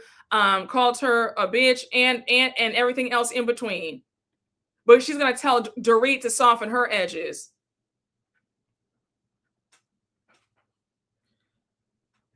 So now Dorit says, I don't know who you are, Erika. 1 minute you're nice, the next minute you're not. It's like everything has changed overnight. You know, I'm a single mother hustling my ass off. My book party was important and meaningful to me. For you not to be prepared to put differences aside. And Erika says, that's right, I wasn't. Dorit says, you couldn't even pick up the phone and call me. And Erika says, nope, I couldn't. So Dorit's like, I need a minute. Erika says, okay, cool. So Dorit says, I need to process everything about our 9-year friendship. Erika says, okay, do that. So Dorit says, the fact that you're okay with what you did, and Erika says, yep, I'm fine with what I did. There's no guilt group over here. Dorit's like, anything else? Erika says, if you have something that you want to say, you better say it right effing now. Now, hold on. Didn't you tell her to watch her mouth? So now you want to say, well, if you want to talk to me, you better say it right effing now. Is that not crazy? Is that not aggressive? Is your tone not off? Is your tone not sharp? Erika had me completely messed up in this scene. And Dorit, you're better than I am, because I would have paid Erika dust. This conversation would have ended 5 minutes earlier. The audacity, the absolute audacity. I was floored. I was floored. So Dorit says, by the way, I was told that you had said that you didn't come to my party because you wanted to get my attention. So Erika really thought she ate, because she says, yeah, and I got it, don't I? Girl, what do you have? What do you have? If anything, Dorit has your attention, because you and Kyle can't stop talking about her. Girl, you didn't eat that. And I saw folks saying, oh, Erika ate that up. Erika ate that up. What did she eat? Let me know. Please let me know in the comments. If you watch the replay, let me know in the chat. What did she eat? What did she eat? What did she eat? Please let me know. Thank you. And see, I'm petty, because if I were Dorit, I'd hit her back with, girl, you have bigger fish to fry. Pay those people back that money that you took. I would be bringing up that $25 million lawsuit every chance I got. How dare you? You want to sit up there and talk about you got my attention. These lawsuits have your attention. These lawsuits have you hemmed up. You might be on a payment plan for the rest of your life. How dare you? I couldn't believe it. Dorit says, you would have gotten my attention, Erika, had you picked up the effing phone. Erika says, if you haven't gotten it by now, I have nothing to say. So Dorit's like, all right, girl, you know what? Whatever. So Dorit's like, we're good. Erika says, yeah, we're real good. So now Dorit's like, this is who Erika is now. I don't really want this friendship. I don't want a friend who would turn her back on me so quickly when you're at the lowest point in life. So Dorit's like, anything else that anybody wants to say? Kyle says, no, I'm done talking about this. So Dorit gets up to get a drink. She says that this was a painful conversation. And now Rachel Zoe's trying to help mediate things. And she says, but I think that it's not what you're saying, it's how you're saying it. Kyle says, honestly, Rachel, it's too annoying to talk to her. This is nothing but gaslighting. So Kyle says that she does care about Dorit, and she hopes that Dorit gets through all this, but she hopes that she does not lose all her friends in the meantime. You can always tell when Kyle is setting it up for somebody to be someone in her crosshairs to be iced out when she says things like that. That was the warning shot, letting everybody else in the group know that because I don't F with Dorit, you don't F with her either. For her to say, well, I hope that Dorit does not lose all her friends in this group. Yeah. So now Rachel asks if Dorit's going to be attending Alexia's wedding. And Kyle says, yeah, she's supposed to be coming. I would love to have her there. So now we're closing out everybody's storyline. Kyle says that this year has been filled with a lot of difficult moments and beautiful moments. It makes you think about your friendship. the ones that you value and the ones that you walk away from. We do see that Sutton was at Alexia's wedding. I said, Sutton, you do know that you were only invited to give a good gift. You know good and well that Kyle would not have invited you to that wedding on any other under any other circumstances. You were there to write a nice check and give a nice gift. That's it, and that's all. And did you see how happy Sutton was in those home videos? She was so thrilled to be sitting right there at Kyle's table at the wedding. I said, girl, you are so geek, honey. Oh, it was a pity invite. It was a pity invite. It truly, truly was. That was a pity invite. Very much so. Yes, times have changed. They barely show Alexia's wedding. Back in the day, they would have given Kyle's family a lot of screen time. Yes, they would have. They would have. I guess production is getting bored by some of these family parties or weddings or events. They just don't care anymore. Because I remember, like you said, Ayana, back in the day, weddings would have been the whole episode, if not a good 20 minutes of the episode. And Alexia got the last 30 seconds. And I wonder if Kyle's annoyed that she spent all this money on this wedding and they only showed 5 seconds. So we find out that Dorit did show up to the wedding, but her and Dorit have not spoken since then. They say that Kyle and Mauricio still can't pull the trigger on the divorce. I don't care. Like, honestly and truthfully, I'm over the whole divorce storyline. Rachel, we see that the boys and Roger, their relationship has been improving. The divorce is still pending. She has a new boyfriend. I said, okay, thank God. So no more talk about the ex-husband and his girlfriend. Now we can focus on you and your man. Thank God. Because I'm sick and tired of hearing about the divorce, and it's enough already. So now we see that Erika says this group is lost. She is sad that there's distance between her and Dorit, but she's also okay with that. We find out that Erika's trial is set to start this month in April, and she's very happy with her new man and her new DJ career. I said, oh, okay. So DJ, we talked about this a few months ago in another live, but do you guys notice how being a DJ is the newest grift? And I want for us to get into it and make the money, because they were saying that Meredith on SLC, she's charging, they said 85 grand for a DJ appearance, plus her travel and hotel paid for. Yeah, I need us to get involved. Maybe that's gonna be my newest thing. Maybe I'll be a DJ. I have a good ear too, because I'm just like, that's the newest thing now. They're all of them. They have a name. They jump into that to make some money. Yeah, it's the newest grift. The newest grift. Yes, no, our people need to be out in the field for real, making the money. I'm serious. Yes, she gets 85,000, and then she charges an additional 7 or 10,000 for a meet and greet. That's not even include the meet and greet to meet fans, isn't even a part of her the fee. I'm just like, yeah, I need us to get involved. Yeah. So DJ 28,000 Brooke. Okay. You are so funny. You said Erika Badu, Solange, and Tinashe are all out there DJing. Idris Elba too. Maybe Nene can find a gig in Puerto Rico where she can play some beats. Oh, Nene does need to get on that. While she's waiting on Bravo to, waiting on Housewives of Atlanta to pick her back up, she should do that in the meantime. So, yeah, yep. She is putting that to the side, honey, making her money. So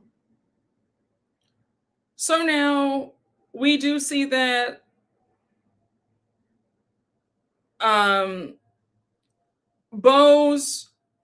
they say Bose plans to have one more round of IVF and planning 2 weddings on 2 different continents and still searching for a new home with Keely.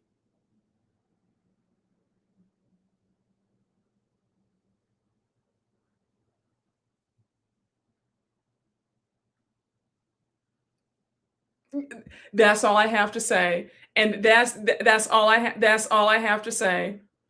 That's all I have to say. Let's just move along. Let's just move along. But I had to just look at the imaginary screen. Congratulations, happy birthday. Godspeed.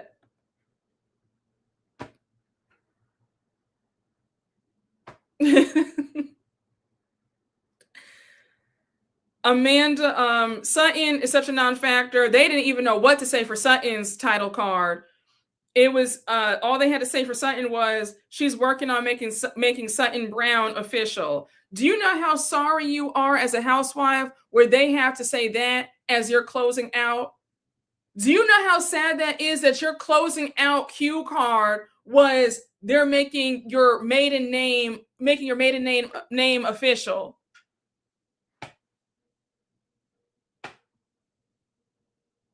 That's very embarrassing. Embarrassing. They gave her title card. Sutton is focused on making Sutton Brown official, like her last name, her maiden name. She has nothing going on, literally. No one moved or batted an eye, honey. No, literally ain't nothing going on. No, seriously. Ain't nothing going on but the mortgage in Bel Air. That's it, and that's all. Reva would have had a longer title card. So now we find out that Amanda and Eddie legally tied the knot in a civil ceremony in September of last year, but she's still planning on having an extravagant wedding this October, manifesting a new book called Godly AF. I don't want to hear about this new book. I don't. I'm all for manifestation and speaking things into existence, being positive, but I don't want to hear about that 24/7. So Amanda, if you plan on making this your whole storyline for next season, no thank you. So now we close out with Dorit and Bose. They're sitting up on the upstairs terrace, and Sutton walks up to speak to Dorit. You can't help yourself. This is pure loser behavior to keep running after somebody who does not like you, does not want to be around you, does not want to, like, you are a glutton for punishment to chase this lady around another home like you were doing at Rachel's party. You can, it's painful. It's excruciating. You are literally following somebody around who does not want to be around you, and you don't think that something's wrong? I don't care what anybody says. Dorit ate this last scene up. Dorit, you scored a few points with me. This last scene, I said, thank you, Jesus. Somebody please send Sutton packing, please. And Dorit did it for me. Dorit, you cleared. I'm giving Dorit all her 10s. All her 10s. Sutton's like, I know you don't care to speak to me. You've made that very relevant. So why are you talking to her then? Like, what's going on in your pea brain? So she says, do you want to explain to me why you told me at Rachel's party the other night that you would hate me forever? I said, Sutton, you've got 3 seconds to get off of my screen right now. Even Dorit said, you've got to be kidding me. Dorit put her hands up and said, Lord, have mercy, Jesus. Get this woman out of my face. Dorit's response was my exact reaction. Dorit was in shock that you are following her to talk about this.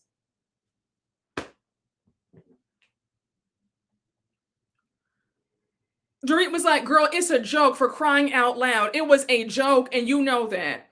So Sutton's like, you really hurt my feelings. So Dorit's like, girl, I'm sorry. If I hurt your feelings, I'm sorry. She's over it. So Sutton's like, but you don't look like, you don't look sorry though. I don't feel, it doesn't feel sincere. That's when Dorit lost it. Dorit, you and I, we were in sync. The same way you lost it in that moment, I lost it, right? I was shocked. I said, this woman needs help. Sutton, I would have really torn you up. I would have torn you up verbally. I would have ripped you a new one. You would have been crying. They would have had to check you in somewhere.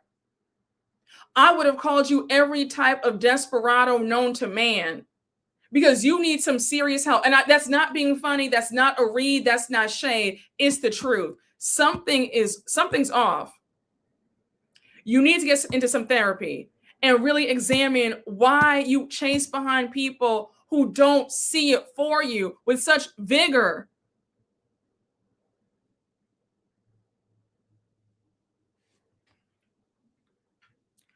Dorit was so aggravated. I was so happy that she let you have it. Sutton needs help. Sutton is nuts. Like, there's no other way to say it. Sutton is nuts. So Sutton says, I shouldn't even worry about Dorit's dismissal of me. It's not like she has this great life that I want to be a part of.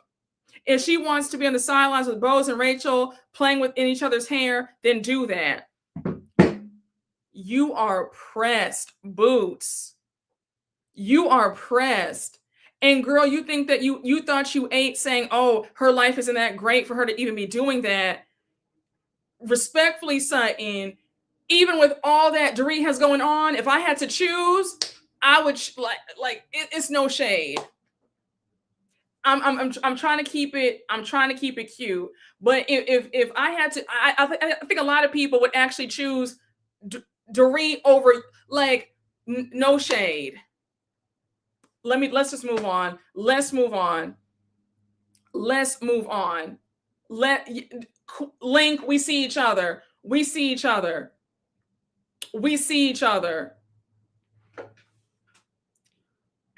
And first of all, for you can't throw shade about, oh, well, her life's not that great for her to dismiss me. Babe, if that's the case, then why do you keep following her around? If she's not that girl, then why do you keep following her around then? Because your actions are showing that despite what she's going through, she's still that girl in your eyes. So this shade doesn't even make any sense. You're talking out two sides of your face. Because if you didn't care for her, then why are you chasing her around like a puppy dog? That's it, and that's all. That's it, and that's all. That's it, and that's all. That part. Because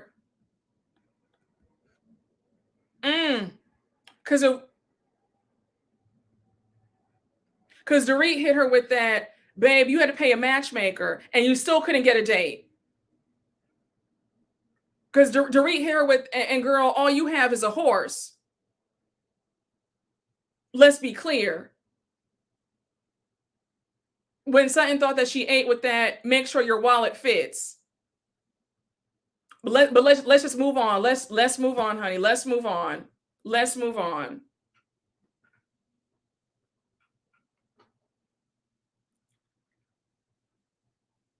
She says, Dorit says, listen, can you wrap this up? I had to pick my kids up. Like, are we done here? So Sutton says, do you not see how you speak to me is a problem? So hold on, Sutton. Where was this energy when Erika was cursing you out, calling you the C word to your face? You have more smoke for Dorit about nothing than you have for Erika while she cursed you out. Same with Kyle. Kyle will curse you out too, but yet no smoke for them, but all the smoke for Dorit. Okay, girl, get out of my face, please. So Dorit says, Sutton, what you have to say is irrelevant to me. I said, thank you, Dorit, cleared. She said, you had a lot of chances with me. I'm done. So Sutton says, and you wonder why I didn't come to your book party. No, you didn't come because you wanted attention. Stop. So Dorit's like, girl, you're out of lives. Your 9 lives are done. Sutton says, what are you talking about? I'm not a cat. I don't have 9 lives. So now Sutton says, why do I want to be your friend? I witnessed how you treated all your friends like dirt all summer. Dorit was like, baby, if you don't get out of my face, please, before I really embarrass you. Sutton, these reads aren't landing. You have chased this woman down. You have hounded this woman for her friendship for years.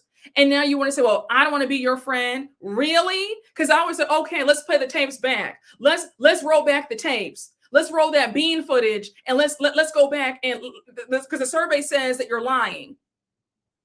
You've been on me, babe. You've been sweating me for years. And now you want to say, oh, I don't want to be your friend?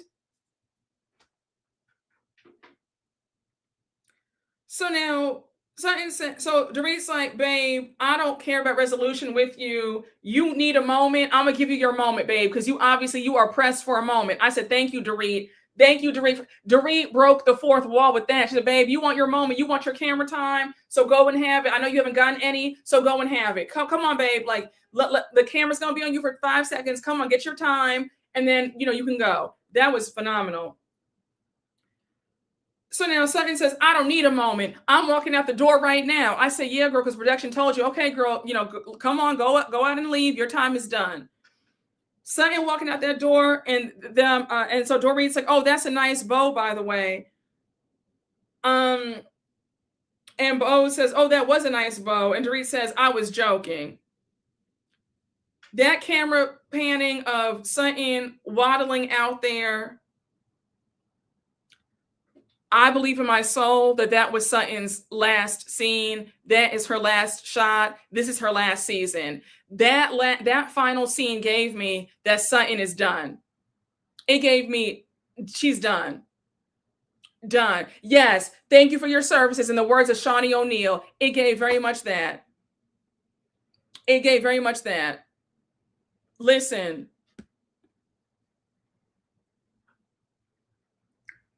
So now we see that Dorit's book, Dorit says, I don't know where we go from here. All I know is anything can change. Ask me again in 6 months. So we see that her book is set to release in June of this year. The divorce is still pending. And that is where we close out Beverly Hills.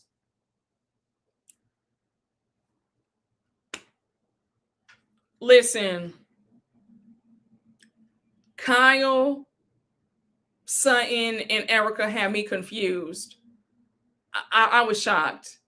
They tried it. Sutton, this is your last. Sutton, I don't believe in my heart that you're coming back. You brought nothing. And this sad attempt in the final hour, in the midnight hour, to have a moment with Dorit was embarrassing. It was very embarrassing. Honey, we made it. When Sutton left, I said good riddance. Honey, we barely made it. That's a wrap. Grab your brown bag lunch and have a good day. Exactly. So glad it's over. How would I rate this season? I'll be generous and give it a 5 out of 10. 50%. We had a few interesting moments. -2 out of 10, a flop, a 4, a 2. You said 0, 0, 0 out of 10. A solid 3. I'll be okay if Beverly Hills didn't come back for like 2 years. Same here, a C-. Thank you, Jesus. Won't he do it? 2.7, -124. It was a good 4.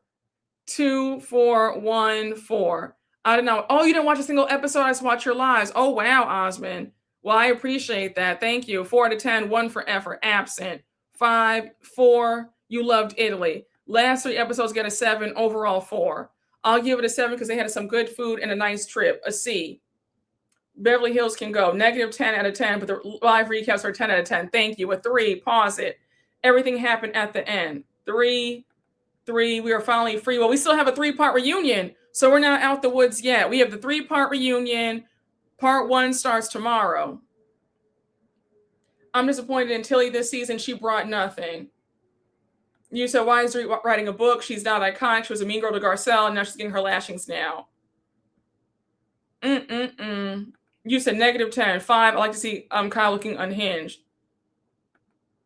You said these lives are so entertaining and made this show a 5. Thank you, Paris. Yeah, honey, truth is I'm tired. Yeah, it's a 3-part reunion. 3. I'm so annoyed. Bravo really cut SLC and Potomac short for this. I know, because Andy has favoritism. Andy favors Beverly Hills out of all of them. It's his favorite franchise. That's why. Hey, Foxy Band Mom, thank you for the super chat. Hey, Dallas Delight, thank you for the super chat. Google old Grinch doll, click images, and you'll see Sutton. Oh, I am screaming. Hey, Maya D, thank you for the super chat. Klarna paying 4 for the wedding. Ciao. Hey, Betty Crackpipe, your username has me in tears. Thank you for the super chat. All Dorit had to say to Kyle is, I know you like women now, but I don't swing that way. Oh, Hey, Ghost Phantom 99. Thank you for the super chat. Where did Move Along Claudia come from? Oh, so are you familiar with Funky Dineva? A big time YouTuber. He paved the way. He started this whole thing, right? Funky Dineva, when he was on Fox Soul with Al Reynolds and Claudia Jordan, anytime that the conversation would get too hot, he would say, move on to the next thing, Claudia, move along, Claudia. So we adopted that here on, so that's where Move Along, Claudia came from. All props to Funky Dineva. It's just so catchy that, we had to adopt it too. It's too funny. But that's where we got that from Funky Dineva when he was on Fox Soul on TGIF. Hey, Damon Jones, thank you for the super chat. I loved it because I'm a Dorit hater through and through. Oh, I mean, listen, that's fine, Damon, but I'm just saying, do you see my point of view, though, of how Erika and Kyle look crazy? Because they're being hypocrites. Like, I'm not a Dorit lover. I don't care for Dorit either. The way that she's done people wrong, the way she did Garcelle was nasty, but I can always be fair. And I have to say fair is fair. Dorit does not deserve, Dorit is in the right when it comes to what's going on with her and Erika and her and Kyle, in my opinion.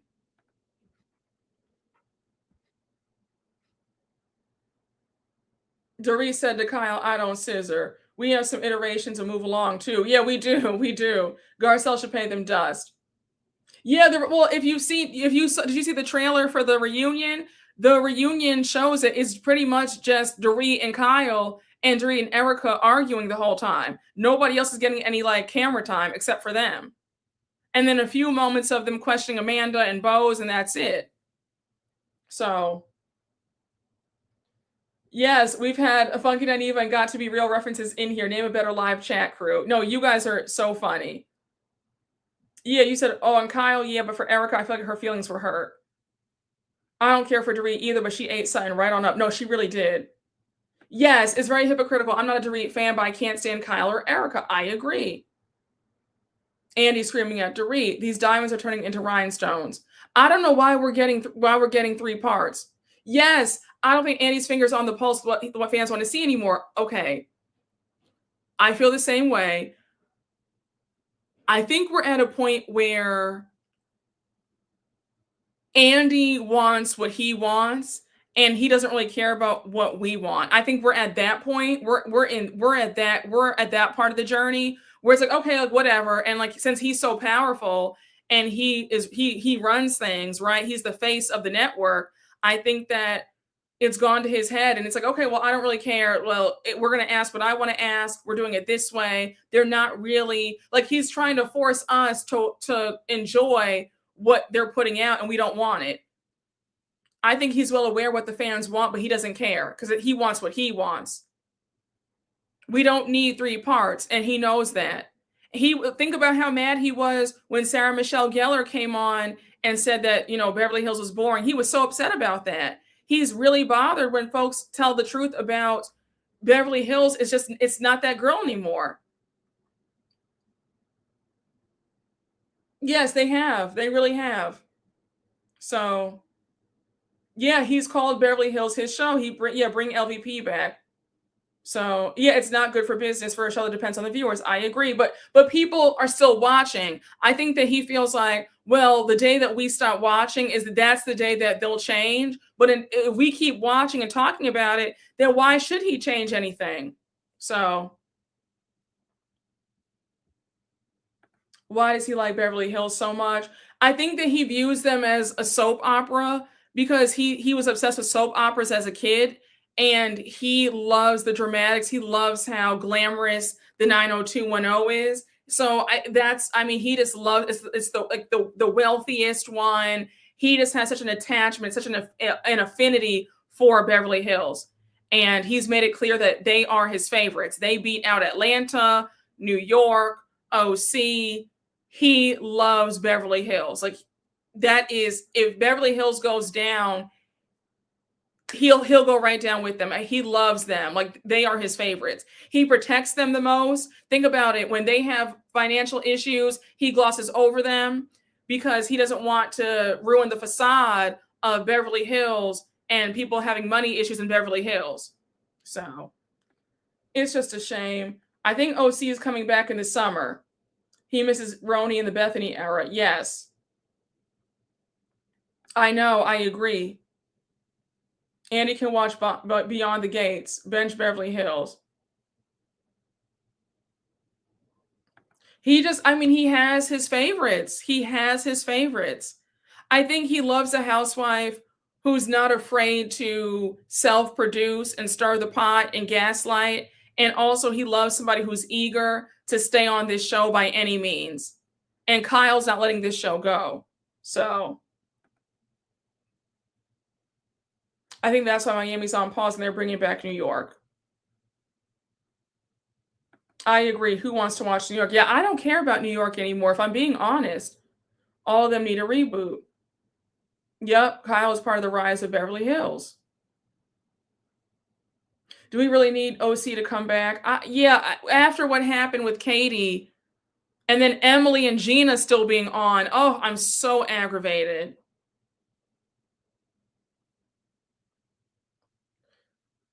Oh, child, y'all are preaching in this chat. You said, I don't care. I like Dorit and her smart mouth. Yeah, he does. He loves it. I mean, he was thrilled to have Rinna come on. In his book, he said that he was so happy when Rinna joined the show, and he loves Garcelle. Hey, Cheap 83 by 21. Thank you for the super chat. Did you see that? Wait, what? Wait, no, stop. Stop. Are you, no, Cheap, are you joking? No, you're joking. Did you see that Kenya remarried Mark? He posted her wearing a wedding ring and referring to him as her husband in a speech dedicated to Brooke. No, this has to be a joke. This has to be a joke. This has to be a joke. This has to be a joke. Literally, I'm about to pass out. I'm about to pass out. And I was having such a good day. No, this is a joke. This is this is a joke. Don't, please, y'all. We already dealt with enough talking about Tina Campbell last night and Noah Lyles. Oh, quick side note. I saw the compilation video on TikTok of Noah Lyles and his bride and him saying how she chased him and she slid in his DMs and she bought him gifts on their first date. I almost passed out. Please, can someone, wait, are you serious? I can't find that anywhere about Kenya. That's what Kenya said in her speech. I thought it was an old video, but I think it's current. Wait, what? It's a joke. Let it be AI. No, I don't.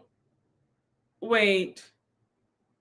Stop trying to take Brooke out. We need confirmation. Desperation. I looked it up. I don't see that. Oh, gosh. I haven't seen anything. Okay. I don't think that's true. I hope it's a Facebook lie. Oh my gosh.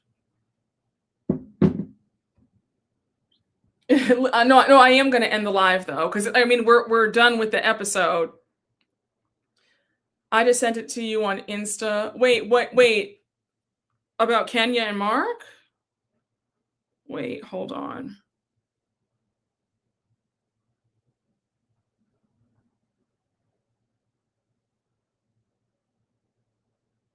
I don't see anything about this, y'all. I'm going to pray that this is a joke. Yeah, I'm going to pray that this is a joke. People fall for any old thing they see on Facebook. Yeah, it's not. You said that elders are falling for AI again. Oh, Big Papa just passed away? Wait, what happened? Y'all, there is too much going on.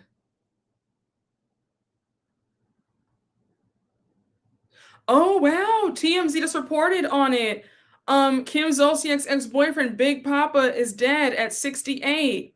The news just broke 6 minutes ago. Wow. Oh, wow. The wealthy Atlanta real estate investor passed away on Saturday, April 18th. The tragic news confirmed by his daughter, Caitlin, via a slate of an Instagram story Wow, Lee's cause of death is unknown. Wow. Oh, and here he is with his wife in the picture. What a shame. Jesus. Well, rest in peace. Rest in peace. If he's 68 now, how old was he then? I thought he was an old man then. I know. Yeah, he must have been, I guess, in his. We're in 2020. Oh, I mean, Housewives of Atlanta was 18 years ago, 2008, right? Yeah, 2008 they came on. So that was 18 years ago. So he was 50. He was 50 and she was only 29. So I wonder if he left Kim anything. Yeah, I think he's Middle Eastern. Yeah, he does. He looks Latino or Middle Eastern. Go on TMZ. You'll see what he looks like. Wait, let me see if I can put the clip up. Give me a minute.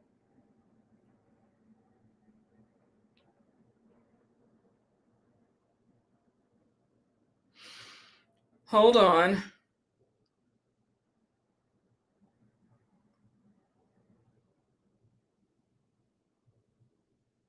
Remember Kim was 29? She said she was 29 when she first joined the show. Hold on. Hold on.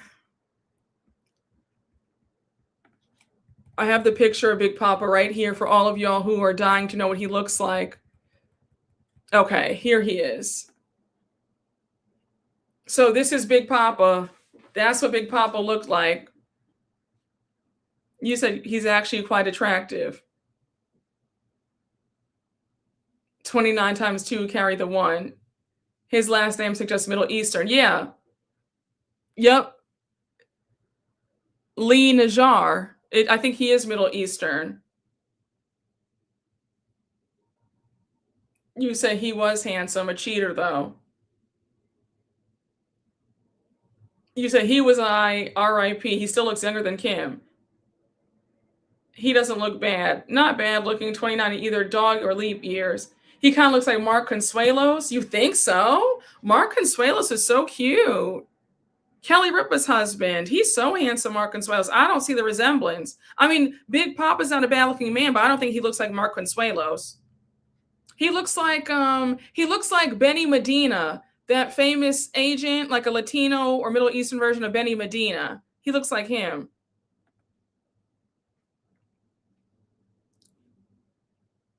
Yeah, Mark Consuelos is so handsome. Yeah, it's very much Benny Medina. What does his wife look like?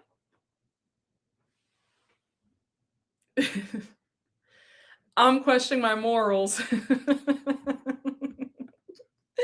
Oh my gosh, you guys are so funny. You say you're questioning your morals. Oh my gosh.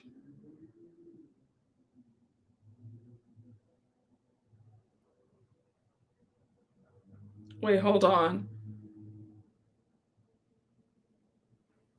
She looks like, yeah, she does look like Patty Stanger. I have the picture right here of him and his wife. The fact that his wife sat there and allowed him to cheat all those years, though, never left him, is really sad. Well, I guess she wanted that money. So that's him and his wife.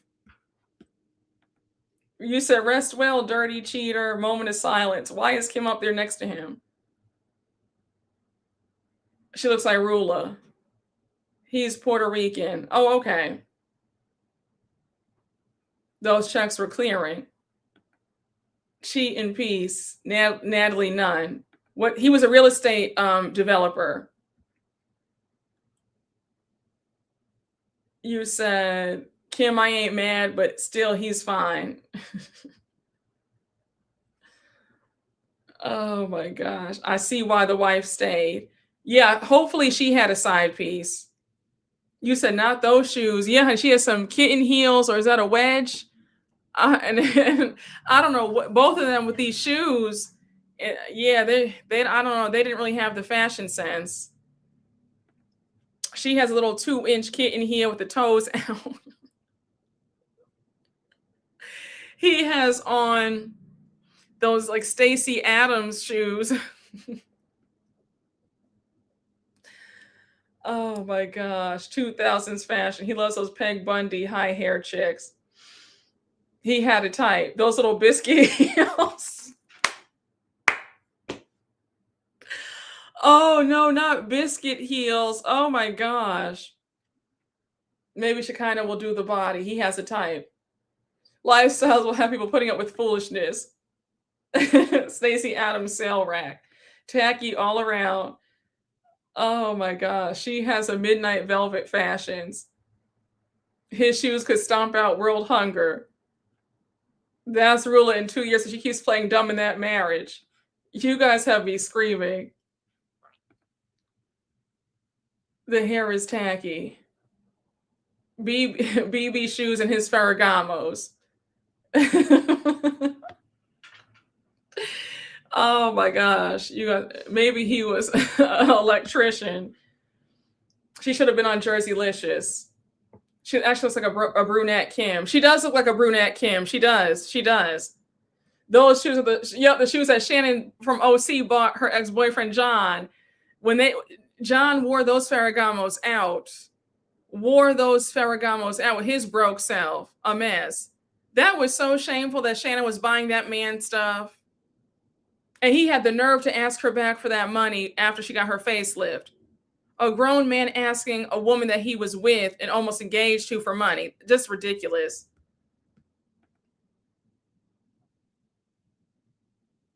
Is that a raincoat? She can't wear heels any higher. I am crying. Oh my goodness. Is that Chico stretch velvet? Not Chico stretch velvet. Bought him shoes to walk out her life. He has a type and age. What a shame. We going to the Players Club ball. It's a glittery robe like a kimono.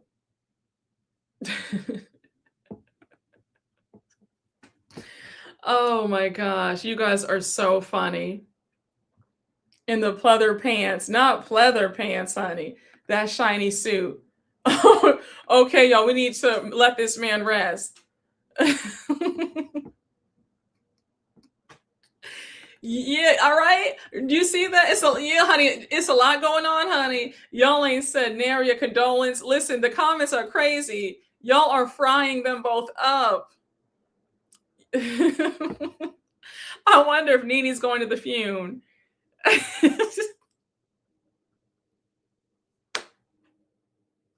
That purse looks like it's from the beauty supply store. Listen, y'all need to stop.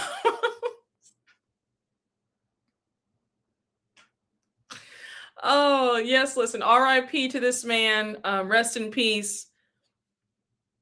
My condolences, honey. There's a tightrope.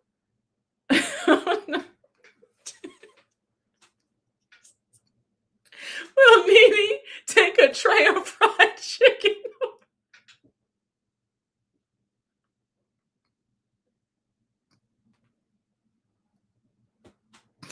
I'm not playing with you guys. I'm not playing with you guys today. I am not playing with you guys today. I'm not.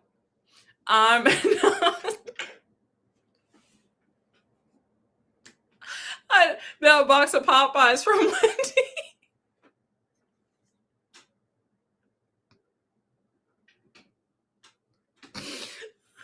Oh my gosh. All right, y'all.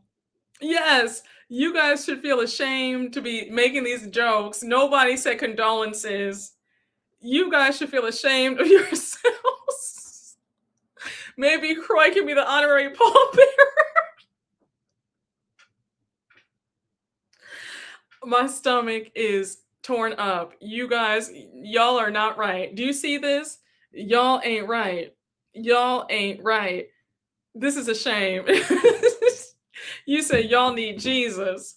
This is a true shame. We said RIP, happy birthday. I'm not doing this with y'all. I'm not doing this with y'all. You don't do me. Don't do me. Nene will lead the choir. Okay, finally some real condolences here. RIP, Big Papa. Exactly. Oh my gosh. Jesus.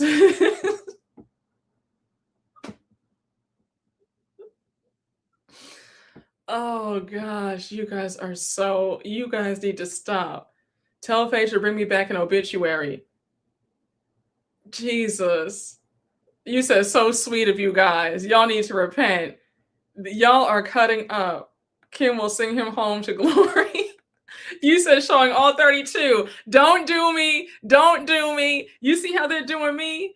Oh my gosh. Y'all need to stop this right now. It's only Wednesday.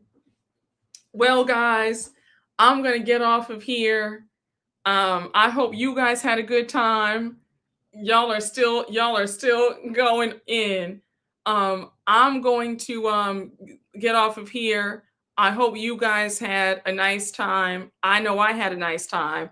If you don't see me tomorrow, you will see me on Monday. Okay. So I'm gonna say this. Oh, I almost slipped. I'm about to get up out of here, honey. But I hope y'all had a good time. I will see y'all on Monday, Lord willing. So enjoy your weekend. Enjoy the rest of your week. And I will see y'all later. Okay. Bye, guys.